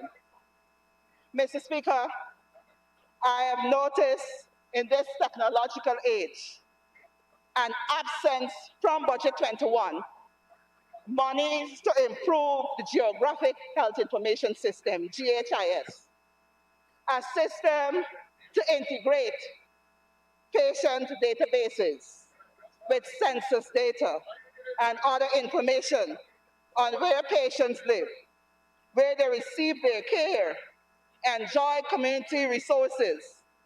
Everyone knows the importance of data, not only for research, but how such a tool can be used to support the Ministry of Health's effort to improve the experience of patient care, to improve the health of regional populations, and reduce per capita costs of health care. If efforts are not guided in this direction, Guyana will be forever be information rich and data poor. Mr. Speaker, as I conclude, Mr. Speaker, the government must invest in public health and ensure that health inequalities are acted on so that the social determinants of health are addressed. It was Frank Dodson from the UK Parliament who said, as I quote, "Inequality in health is the worst inequality of all. There is no more serious inequality than knowing that you will die sooner because you're badly off." We must be able to protect our country's most valued resource, its citizens. Close quote. And yes, value resource, yes, its citizens. Close quote. And yes, I add, Mr. Speaker, that there must be actual money put aside to compensate and to pay our health professionals for the work they do, as development must include not only material wealth, but also include the welfare of its citizens. Mr. Speaker, universal health is the goal of all countries in the world, as Sustainable Development Goal number 3 indicates. Hence, to reiterate, there must be access to essential healthcare services, access to safe, effective, quality, and affordable essential medicines and vaccines for all. The APNU AFC Coalition firmly believes that primary health care should remain the fundamental strategic approach to realizing the country's health agenda. Mr. Speaker, I am alarmed at the harm this budget is inflicting in Guyana.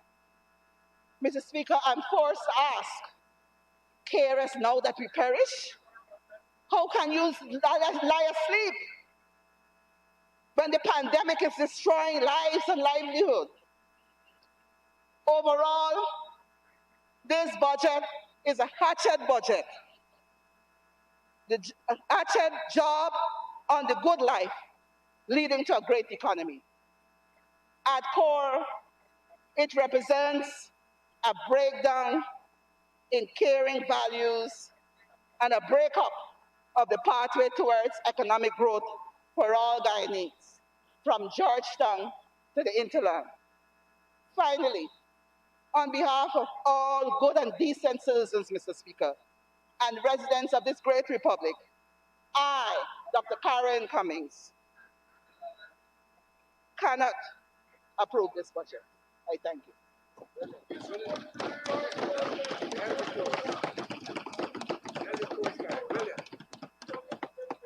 Thank you very much, Honorable Member Dr. Karen Cummings. We can now hear the contribution of the Honorable Member Dr. Vishwa Mahadev. Thank you, Mr. Speaker.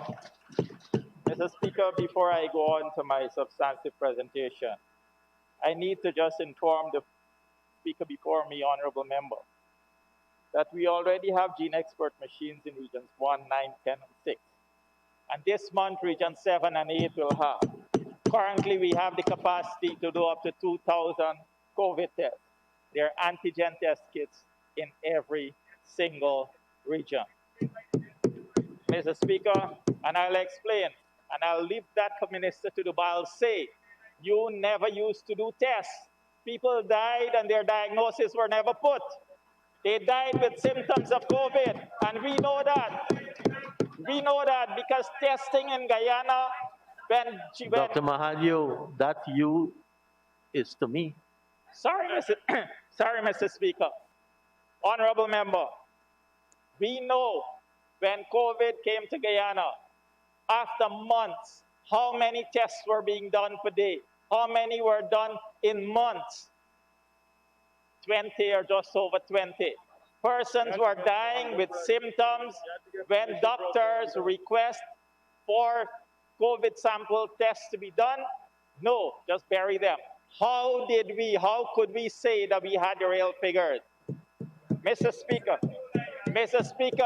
to get a COVID test done, we had a minister, she wasn't a doctor, she wasn't a nurse, she wasn't a technician, she wasn't a community health worker, but she had to agree. She had to agree for a COVID test to be done on a patient, and she held the results, and those results were not made available to the doctors who are managing these patients until she decided. Mr. Speaker,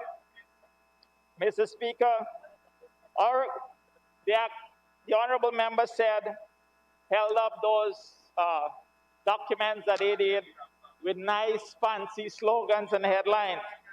Mr. Speaker, what I want to say is whilst they had nice words there, the populace was being stabbed in the back by all the new taxes and all the increases and the increase in cost of living in this country.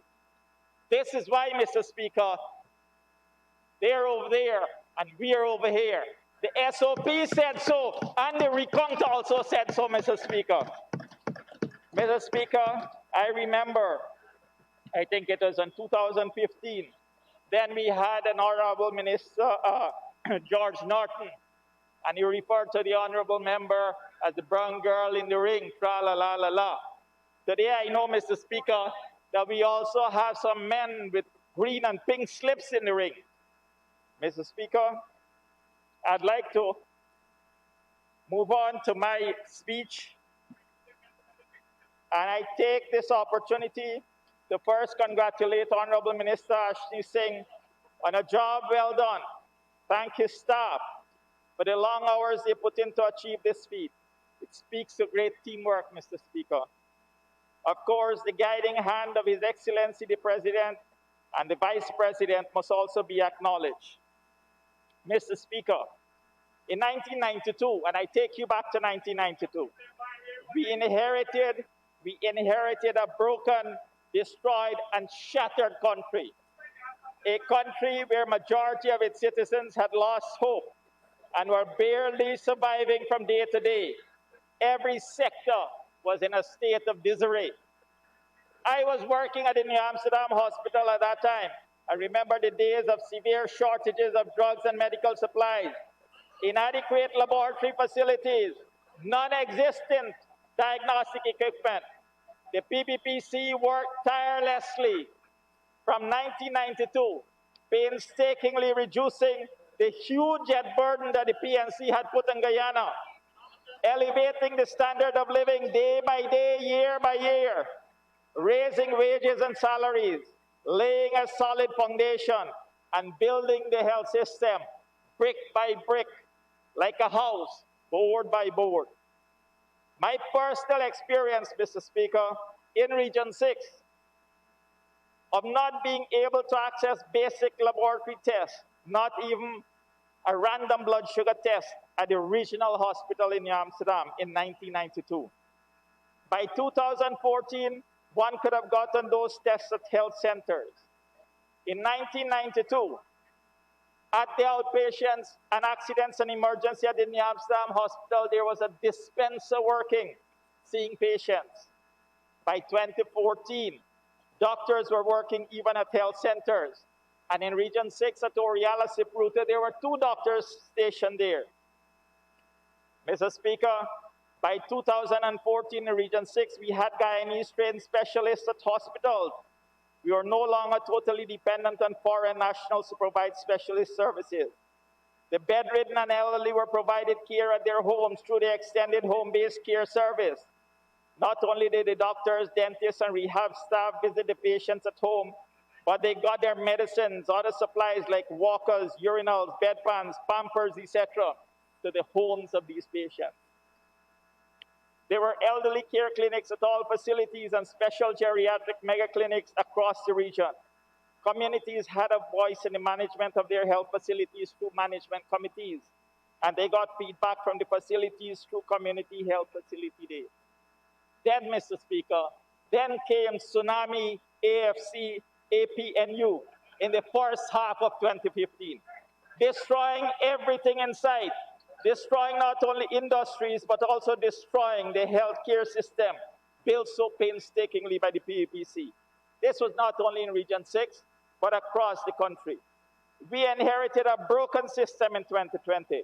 Most of the gains made before 2014 were dashed, destroyed, shattered. Even equipment that were donated were left sitting, whilst the people, the citizens, had to pay. Typical example, the CT scan that was requested for since 2014, received in 2015. And do you know when it started working, Mr. Speaker? October 2020. Most of the other medical equipment were down, including x-rays, laboratory equipment, data equipment, not working due to no maintenance, no servicing. Mr. Speaker, there were poor procurement practices, and I say this without fear of contradiction, because there is proof. I do not know if it is plain incompetence or corruption. I do not know whether it is a case of spending the monies in such a way that some particular suppliers can get the contracts. I do not know what practices or what rules are being followed, Mr. Speaker. I do not know why the technical staff were not consulted. Mr. Speaker, unto this day, I still cannot understand how a veterinary anesthetic machine was bought in Region 6 to use on humans. And here is more proof. Here is more proof of gross incompetence or complete mismanagement, Mr. Speaker.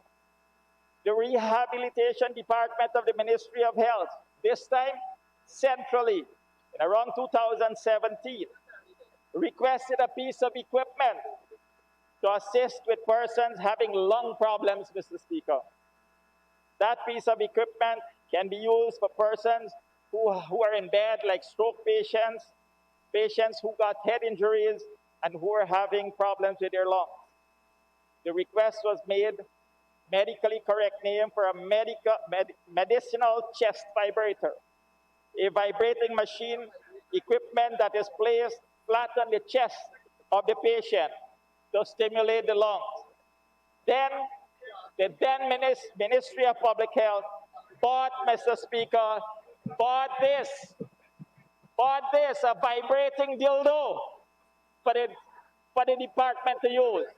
This is what the Ministry of Public Health bought for the staff to use on the patients having chest issues. Mr. Speaker, can you imagine the consternation of the rehab staff?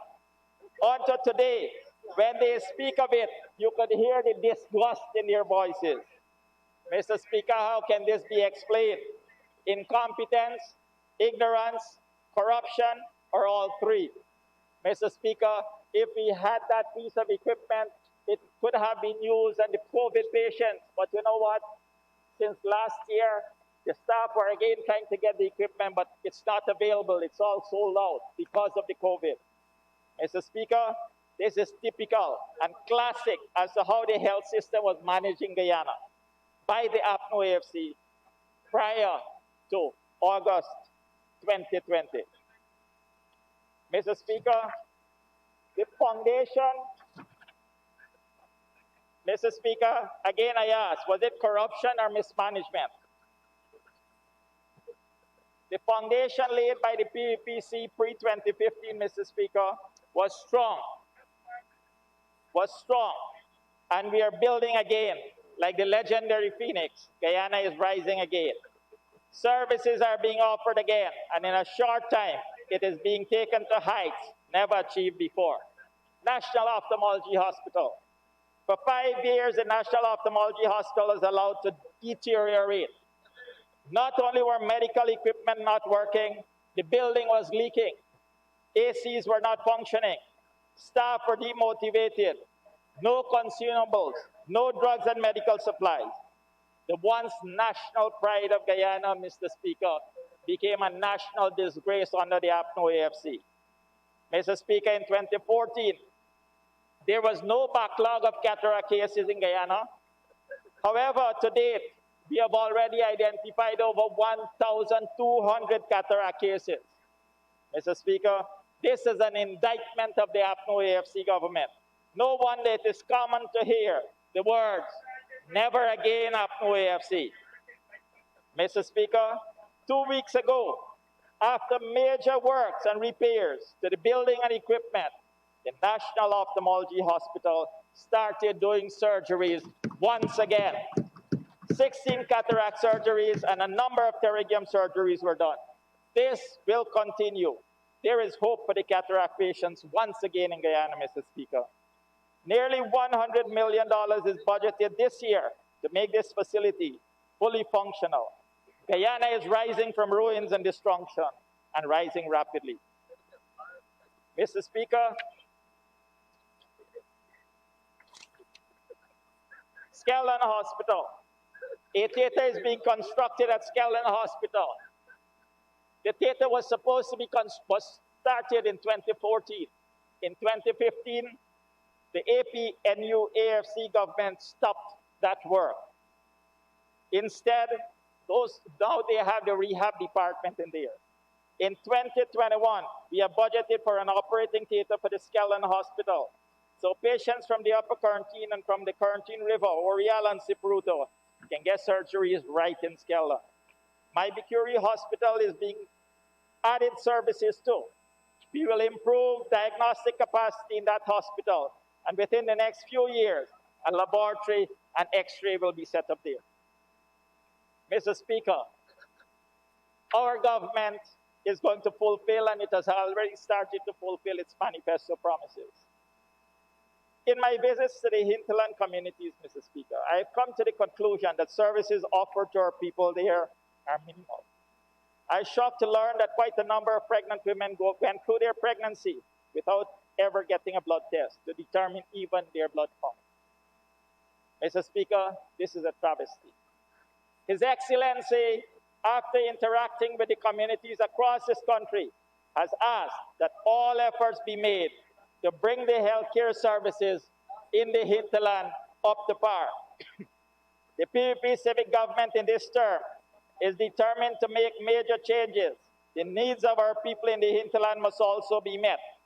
We must make more services available to our people living in the hinterland and riverine communities by building facilities, providing staff, providing transportation to staff and patients, and training more persons. All of this is being done in this year's budget, Mr. Speaker. I am happy to say to this House that the RHOs with hinterland responsibility have all welcomed the new direction of taking health care to the people. They are working to ensure that over the next few years, all pregnant mothers in the course of the pregnancy must be offered the opportunity to have their blood work done, be seen by a doctor at least once, have a dental check at least once, have at least one ultrasound to know her status with a VCT counselor, among other necessary and relevant tests. This has started, Mr. Speaker, and will continue to grow. For the first time, there is a rehab therapist attached to the Bartica Hospital in Region 7, Mr. Speaker. For the first time, there is a rehab therapist attached to the Mabruma Hospital in Region 1. And we have a therapist identified to go to Region 8. With that, we would have for the first time at least one therapist in every region. Honorable Member, for the first time, I want to introduce something. 5 minutes before you come down, I will show you this. 2 minutes. Honorable Member, you need to get an extension. Thank you, Mr. Speaker. I'd like to ask for 5 minutes for my honorable colleague to conclude his statement. Thank you very much, Honorable Member. Thank you very much, Honorable Member. You may continue to conclude. Thank you, Mr. Speaker. Mr. Speaker, in short, I'll just say, for Region 1, pre-August 2020, there were 11 doctors. We are proposing to have 30 doctors there before the end of the year, with at least 10 specialists. In Region 7, and to give them also ATV, and for the first time introducing in the hinterland regions, Mr. Speaker, ATV ambulances for the difficult terrain. 5 will be going to Region 1. 3 boat and engine, 1 ambulance. Mr. Speaker, Region 7 will be getting 33 doctors instead of 18 that they had. Region 8 will be getting 14 instead of 3. Region 9 will be getting 33 instead of 18. Mr. Speaker, rehab surgical capacity at Fort Kaichuma will be established. At Maruka, we'll be having a theater and surgeries being done there. Surgical capacity will also be installed at Aishalton. Mr. Speaker, I move on to Region 6. And I want to bring from my constituents a big thank you to President Ali and team for already starting to fulfill the election's promises of reopening the sugar estate and working to solve the problems of the industry as a whole. Mr. Speaker, reversing the increases in land rents and drainage and irrigation charges, promises already fulfilled, Mr. Speaker. One might be tempted to ask why there was no progress in Region 6 over the last year, 2015-2020. After all, the PVP had won Region 6, had a PPC elected chairman. The answer is simple, Mr. Chairman, Mr. Speaker. The REO, who was the accounting officer, who decided and approved spending of the RDC budget and who headed the tender board, was appointed by APNO AFC. According to the regional chairman, quote, the REO from 2015 to July 2020 did not carry out the mandate, the decisions and requests of the RDC. As such, the RDC did not get to carry out its planned works, unquote. Instead, as the head of the tender board, which by 2017-2018 had no PVP nominated representative, she supervised the sharing of contracts done in a questionable manner. The current RDC, through its REO, is asking for a thorough audit of the COVID monies that were spent. Mr. Speaker, over $76 million was spent with no accountability. In 2019, the same REO approved spending on school buses. It's ironical, Mr. Speaker, from 2017 to 2019, the region spent over $20 million on repairing 1 bus, PVV 1992.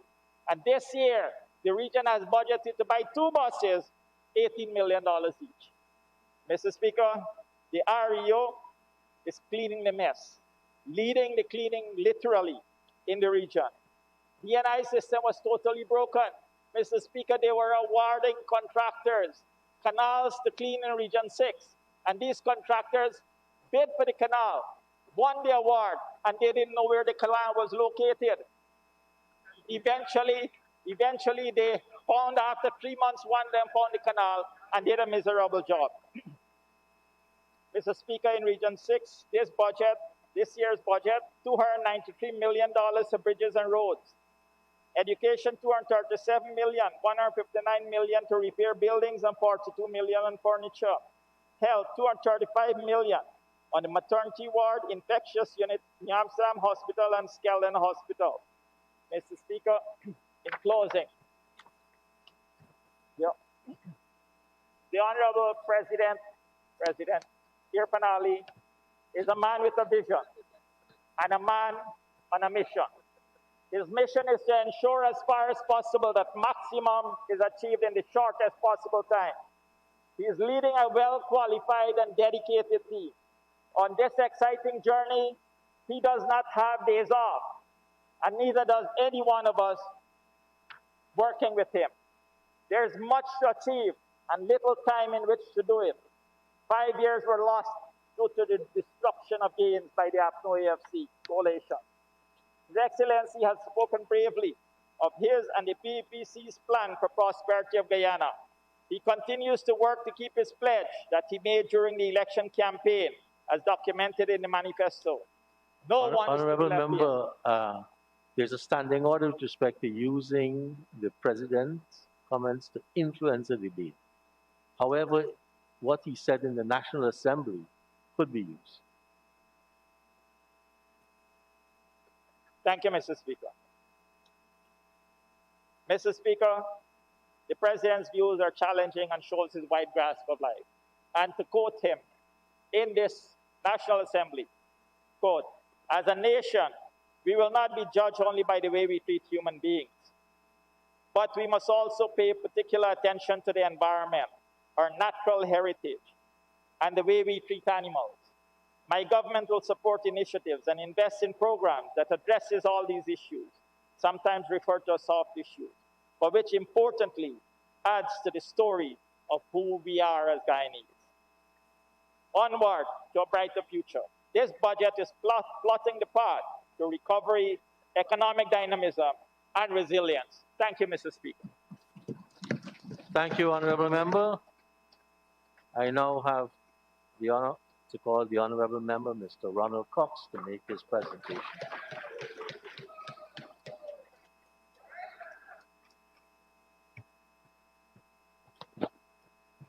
Thank you, Mr. Speaker.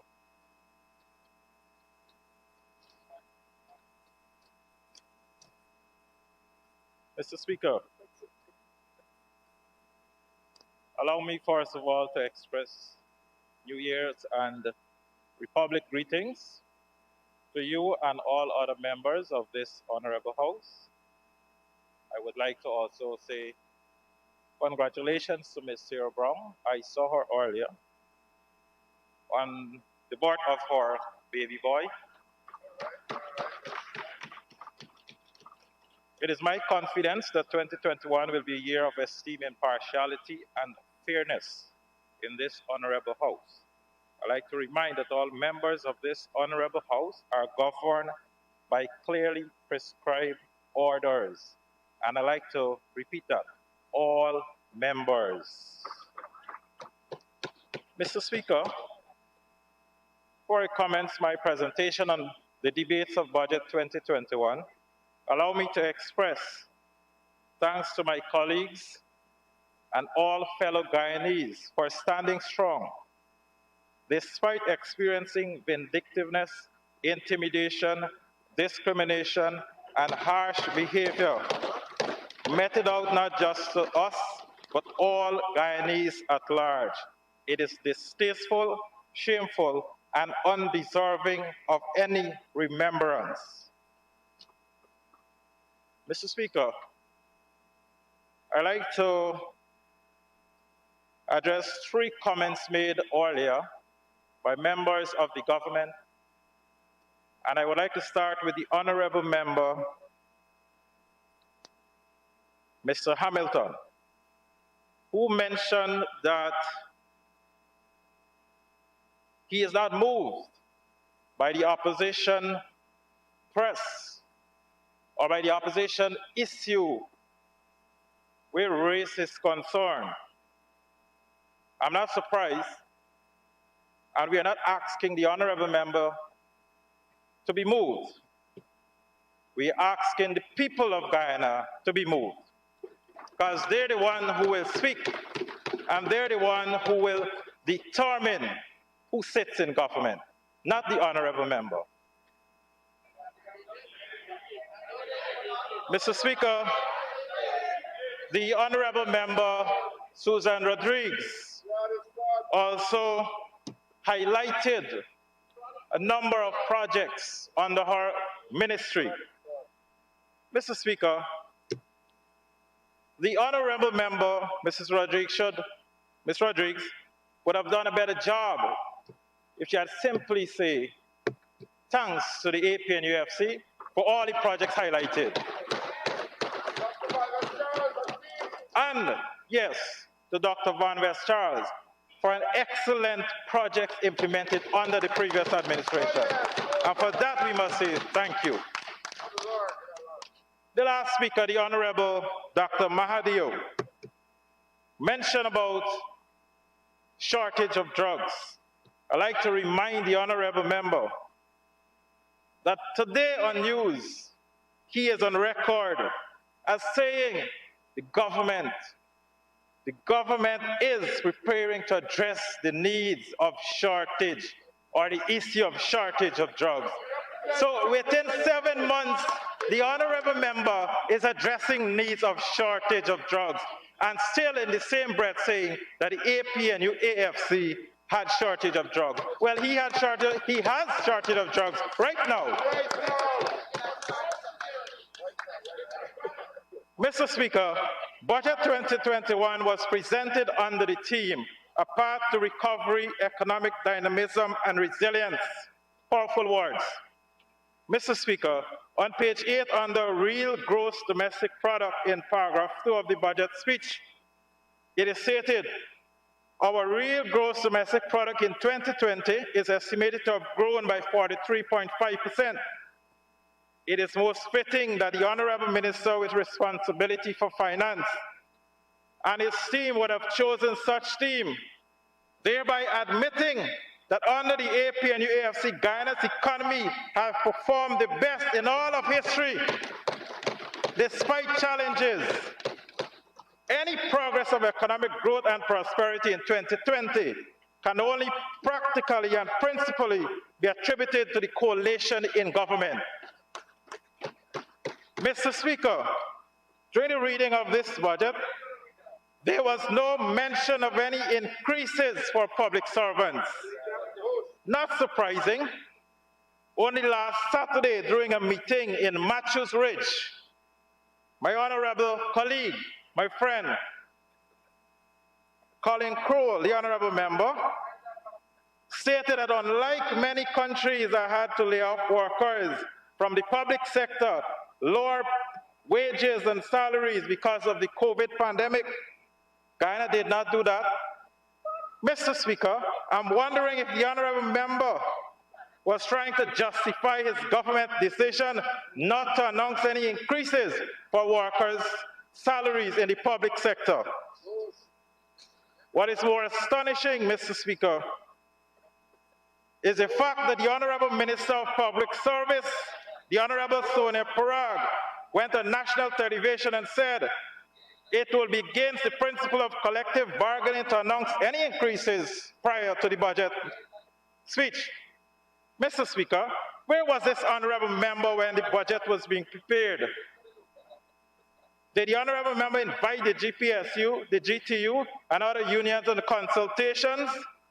If the honorable member was so concerned about the principle of collective bargaining, then the honorable minister would have advised that unions be engaged as part of the preparation for Budget 2021, thereby rendering it capable of announcing a much-deserved increases in public servant salaries. Mr. Speaker, Enrique Penalosa said, a developed country is not a place where poor have cars, it is where the rich ride public transportation. I do not want to assume that that doesn't happen here, but Guyana knows the answer. Guyanese knows the answer.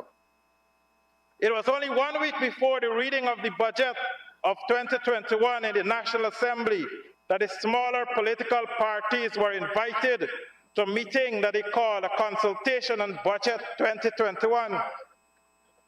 It is even fascinating that my opposition colleague, from the other parties would have expressed pleasure in that so-called budget consultation. Was it a consultation, or was it a briefing to inform smaller political parties of what was already included in this budget? Mr. Speaker, every public servant, inclusive of teachers in Guyana, deserve, and I would like to put a figure here, 20% increases in their salaries. I said it last year in the budget debates, and I'm going to remind Guyanese and my fellow teachers in Guyana, it is this installed government that promised 50% increases in salaries. Mr. Speaker, the Guyana Teachers Union must never forget that it was under this PPP government that teachers were told, if you don't like your salary, then leave your job. Such a disappointment for a government who promises huge increases and who cares for Guyanese and public servants. Mr. Speaker, education. It must be recognized that quality education is not only about access to education, but it also requires a reorientation of the education system that provides the knowledge, skills, values, and attitudes which respond to individual, national, and global needs and expectations. And that is where we should be going with education in hinterland communities. Quality education encourages the development of critical thinking, which foster the desire and capacity for lifelong learning. With that being said, the people of Mabruma is disappointed that no provision is made for the extension or improvement of the Northwest Secondary School, the only secondary school presumed to be the premier secondary school in the Borima-Waini region. And we wonder why.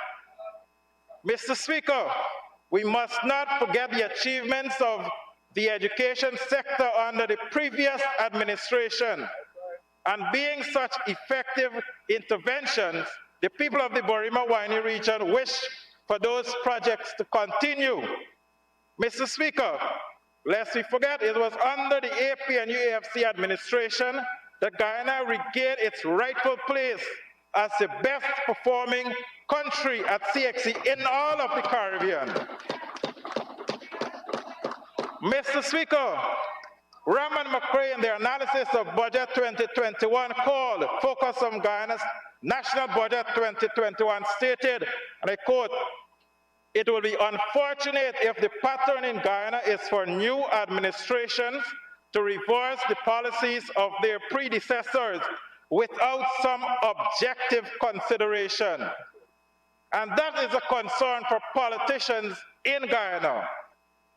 We must seek to boost free education as promised, upgrading of school infrastructure, and those are just routine needs. With the pandemic in process, important need is needed for innovative teaching methods, especially during now. How are we engaging our hinterland students? Will it only be worksheets? Will it be worksheets? The only thing I'm seeing is worksheets, worksheets. Worksheets are not even reaching those students who live in far-flung communities.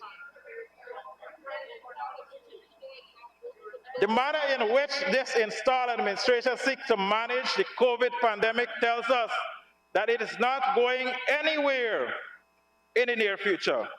Therefore, an imperative question is what new measures are in place for 100 schooling or 100% of schooling in a new normal society. COVID isn't going anywhere. We must adapt to this new normal. And the Ministry of Education lacks that normalcy or that adaptation to this new normal. The University of Guyana and the Cyril Porter College of Education have all proposed to go fully online. While this is a step in the right direction, a few concerns linger especially in hinterland communities? Are there provisions for students in the hinterland to readily access these training? At this time, government should be moving to provide free internet services for all primary and secondary schools across hinterland communities in Guyana. There should be a project where every school child in Guyana will be given not just a $15,000 one-off grant, but a tablet or a computer to access online learning. Moreover, Mr. Speaker, there must be institutional strengthening that will transform education in Guyana to respond to sustainable development. This transformation must seek to advance quality education through galvanized pedagogical innovation that promotes a shift in the education system methodology in order to achieve the desired objectives. That is what is lacking in Budget 2021, Mr. Speaker. Where are we and where are we going? Hinterland students and teachers are at a great disadvantage. Mr. Speaker, consequently, extensive partnership and networks within and between sectors are imperative to the implementation of any such policy. We must ensure that all learners acquire the knowledge and skills needed to promote development, including, among others, through education for sustainable development, sustainable lifestyles, human rights, gender equality, promotion of a culture of peace, nonviolence, global citizenship, and appreciation of cultural diversity. As I read Budget 2021, I'm still looking to find where policies and projects will promote such in our education system, here especially in hinterland communities.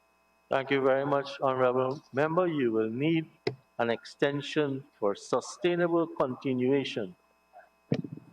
Thank you very much, Comrade Speaker. I do move that the honourable member be given 5 minutes to conclude his presentation. Thank you, Honorable Member. Honorable Member, you may proceed. Thank you, Mr. Speaker. Mr. Speaker, I'd like to touch on agriculture in Region 1. Mr. Speaker, over $19 million has been budgeted for our agriculture program in the Barima-Waini region. And the only provision I'm reading is estimates are provided for poultry pen. What is going to happen with our farmers in those far-flung communities that are constantly flooded? What provisions are in place for them? Why not invest in greenhouses in communities like Kamwata, Whitewater, Wangna, which will create job opportunities for those farmers and their families, thus bringing in a large sum of income, especially now that the pandemic has posed serious threat to family and their personal incomes. Again, Mr. Speaker, this budget, with all its makeup and fancy flamboyant glares, only presents to this Parliament what needs to be done, but there is nothing to say how it is going to be done. And that is a concern. Another vital piece of creating consistently accessible roadways is ensuring that all roads are climate resilient, improving transport conditions, which will boost local agricultural industry and reveal new economic opportunities for persons living in rural areas. And that is what the people of communities across Guyana, in our hinterland communities, need. Mr. Speaker, on the health, specific attention must be paid to the health of our indigenous people with visions that targets vulnerable groups, and our indigenous people are considered vulnerable groups here. it is under the last administration that the discipline services were considered professional. And it is sad that after 7 months under my colleague, the Honorable Minister Robson-Ben, that the police force and the military have all developed and adopted their own responsibility as they go to serve communities, hinterland communities, rural communities, indigenous communities. It was only last week that 2 incidences allegedly of rape is reported in the media by the GDF and the Guyana Police Force, both in Region 1. Where are we headed? Those are the persons who are supposed to be protecting our indigenous people. Those are the persons sent there to protect us at the borders. It seems as if they're protecting something else. And the Honorable Minister must seek to address that as a very important issue.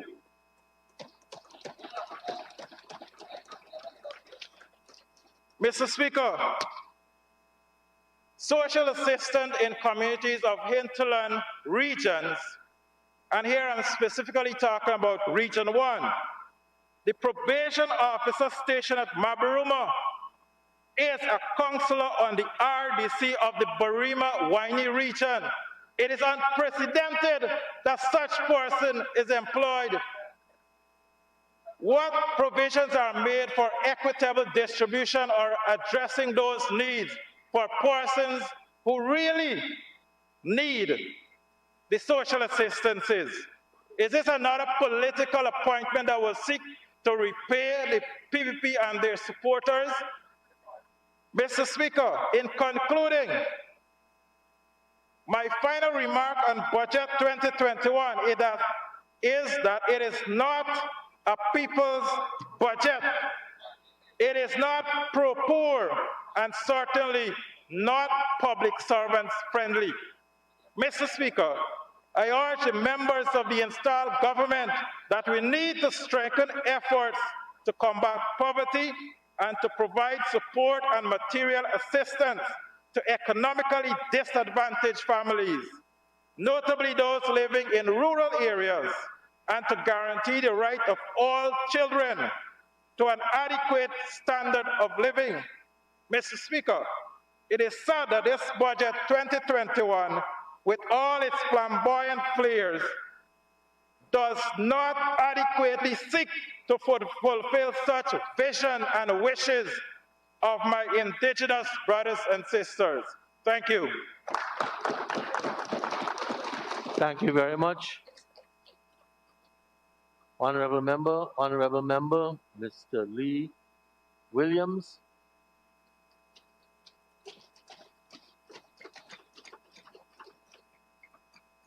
Thank you, Mr. Speaker. As I rise today in this honorable house, I'd like to wish all my Guyanese brothers and sisters happy 51st Republic anniversary.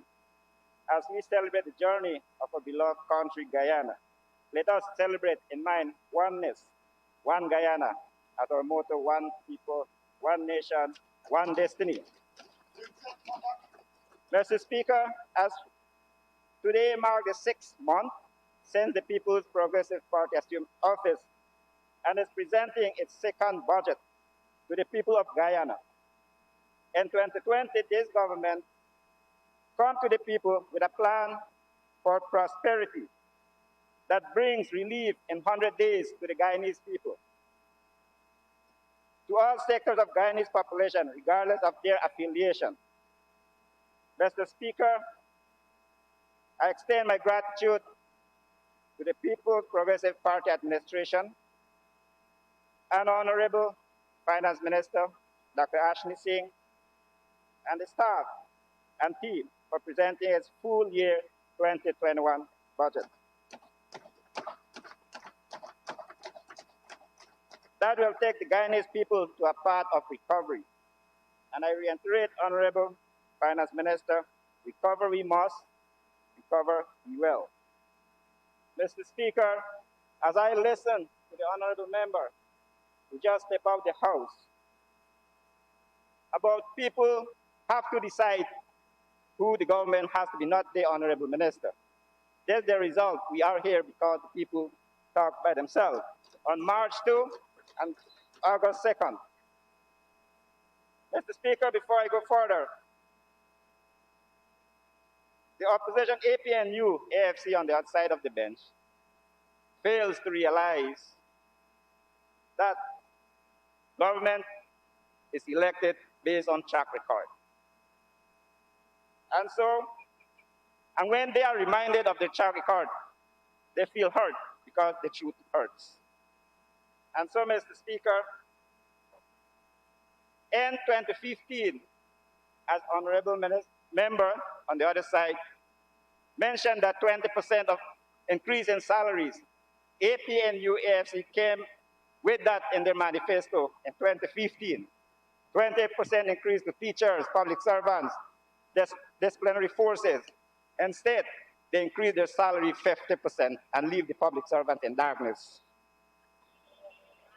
And so, Mr. Speaker, when we present our manifesto, it's a 5-year plan we present, but the opposition seems not to understand the manifesto. And so, Mr. Speaker, today we have a government with a vision. With a vision. So today, as we debate Budget 2021, I want to welcome the other opposition members. Welcome in the ring. As we are here to debate in the ring, we are here to represent the people of Guyana. We are here, Mr. Speaker, to represent the Guyanese people. We are here not to divide people. This is the right place to address people's issues, not in the Stabroek Square, but here in the Parliament, here in Guyana. Mr. Speaker, towns, villages in the hinterland can feel their relief from this budget after heavy taxes, VAT, that was laid upon the Guyanese people between 2015 and 2020. Those taxes and VAT is being removed by this government, People's Progressive Party Civic, when they assume office on 2nd of August 2020. The hinterland villages can now enjoy the improvement of transportation after duty is removed from ATVs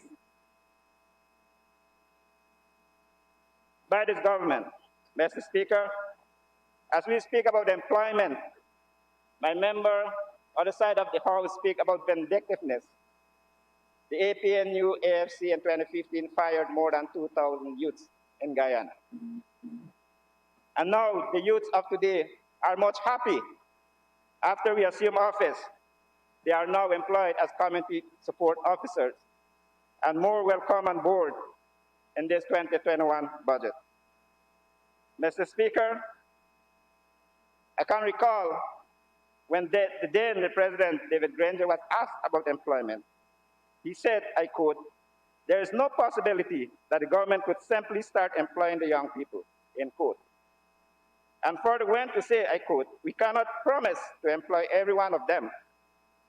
It was not the government's responsibility to provide jobs. There is no way that the government could give each and every one a person a job," end quote. But instead, Mr. Speaker, we asked the young people to go on the street and sell cook-up rice, chips, guava cheese, and jam. How can you expect our young people to go on the street and sell cook-up, and every day we eat our cook-up at home? Mr. Speaker, where is the market? Thank you, Honorable Member. Youth in the hinterland right now are enjoying the relief from this budget. As I speak, Mr. Speaker, in 2015, the then President, again, Mr. David Granger, came with a 10-point plan where he put a plan to hinterland villages. But, Mr. Speaker, the APNU failed to deliver their 10-point plan. But today in 2021 budget, 700 million is been allocated for solar electricity for hinterland communities. In the 10-point plan, Mr. Speaker, Happy Household program was there. This was to ensure investment in economic projects. But, Mr. Speaker, again, the APNU AFC fails to deliver within their time in office. But within the 6 months, the People's Progressive Party, fulfilled its promise to the people of Guyana, not only to the Amerindians, but the entire Guyanese population, by injecting 25,000 cash grants to every household in Guyana that bring relief to the homes that were affected by COVID-19 pandemic. Hinterland Education Support Program was also on the 10-point plan. Mr. Speaker, those plans was to provide breakfast, textbook, exercise book. But I want to show you, Mr. Speaker, as a record, this exercise book was given to the hinterland children when the APNU AFC was in government. There's the evidence I have here. Book. There's the evidence I have here. The hinterland students receive in every school. But today, Mr. Speaker, education will be improved, not only through exercise book, but through smart classroom. Learning channel will be introduced to the schools. Mr. Speaker, today we are yet to identify former Ministry of Boat and Bicycle. And today we still yet to find out who was the former Minister of Boat and Bicycle. Mr. Speaker, I listened to the first speaker when she mentioned that 15,000 is not enough for the school children. But today, I want to ask, what did APNU AFC did for the school children? When they squashed 10,000 weekly cash grant, what did they do? What did they replace it with? There was nothing. The children had to suffer. Mr. Speaker, today, the school children received or benefited from the 4,000 uniform cash grant and allowances, and 15,000 per child will be delivered to the school children in 2021. The importance of ICT, information technology, is more evident than it had ever been. Hinterland was left behind. Mr. Speaker, I have a record here from a resident from Kako in Upper Mazaruni, requesting for a radio set in modern times to honorable member of the opposition. But I want to assure you, Mr. Speaker, that this government will deliver the information technology to all Amerindian villages. Not only to Kako, but to the people of Upper Mazaruni, Amerindian at large, and to the other groups who are not connected, to improve communication. Land titling project. When People's Progressive Party demanded office in 2015, it had set and plan intervention to issue new certificates of land titles to Amerindian villages. But APNU, upon assuming office, dismissed the performance of the PPPC government. From 2016 to the time they were lost, they reluctantly issued only two certificates.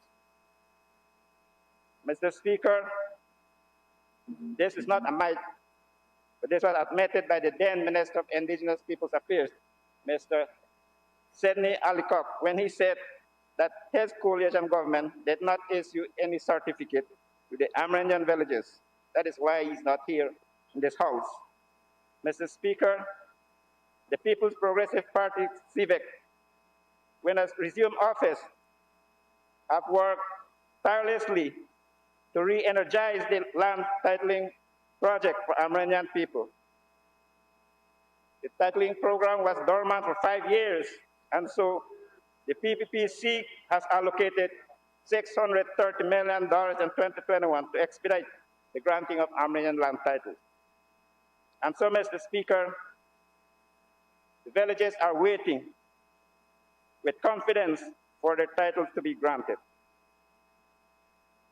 Mr. Speaker, Budget 2021 is a fulfillment of PPPC manifesto, and the government will deliver its commitment to the people of Guyana. They know that we can. We are their government. Amerindian development is on the government agenda. So the government of the day will improve roads from farm to market in all regions, more specifically from Kako to Kamrang to Ramdang or Pamas. And already, Mr. Speaker, Amerindian villages in Region 7 benefited from a whopping sum of over $200 million in village grant that was distributed for the past days, last month. The People's Progressive Party has increased presidential grant initiative that we started.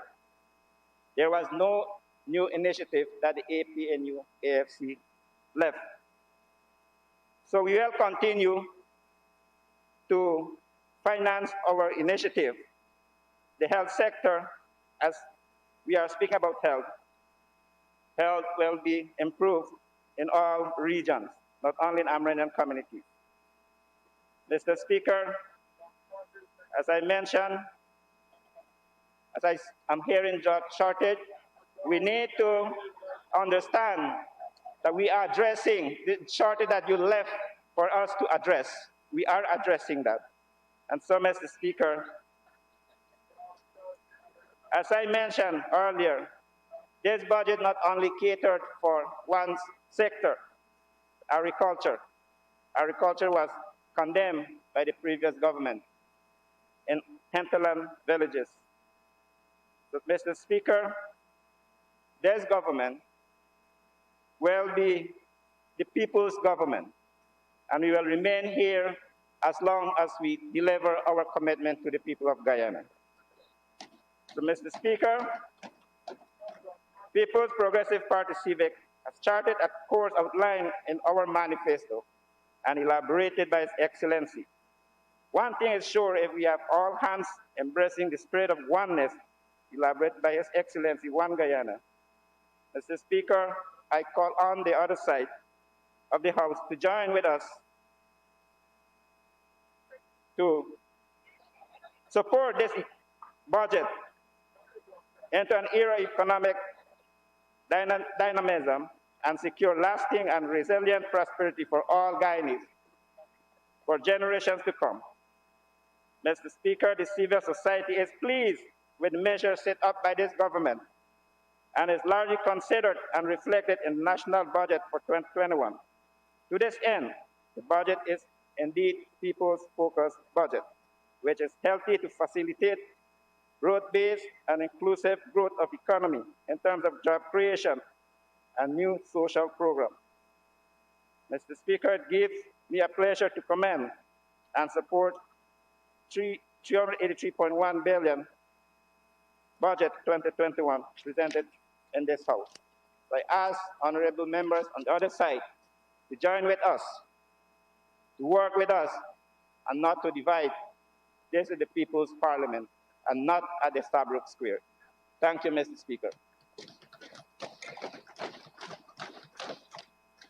Thank you, honorable members. Honorable members, I think this is a good time to take the suspension. Could we please return at 5 p.m. my time? That clock is just about 2 minutes fast. 5 p.m. We have flag raising this evening, so we want to conclude by 7:30. Thank you.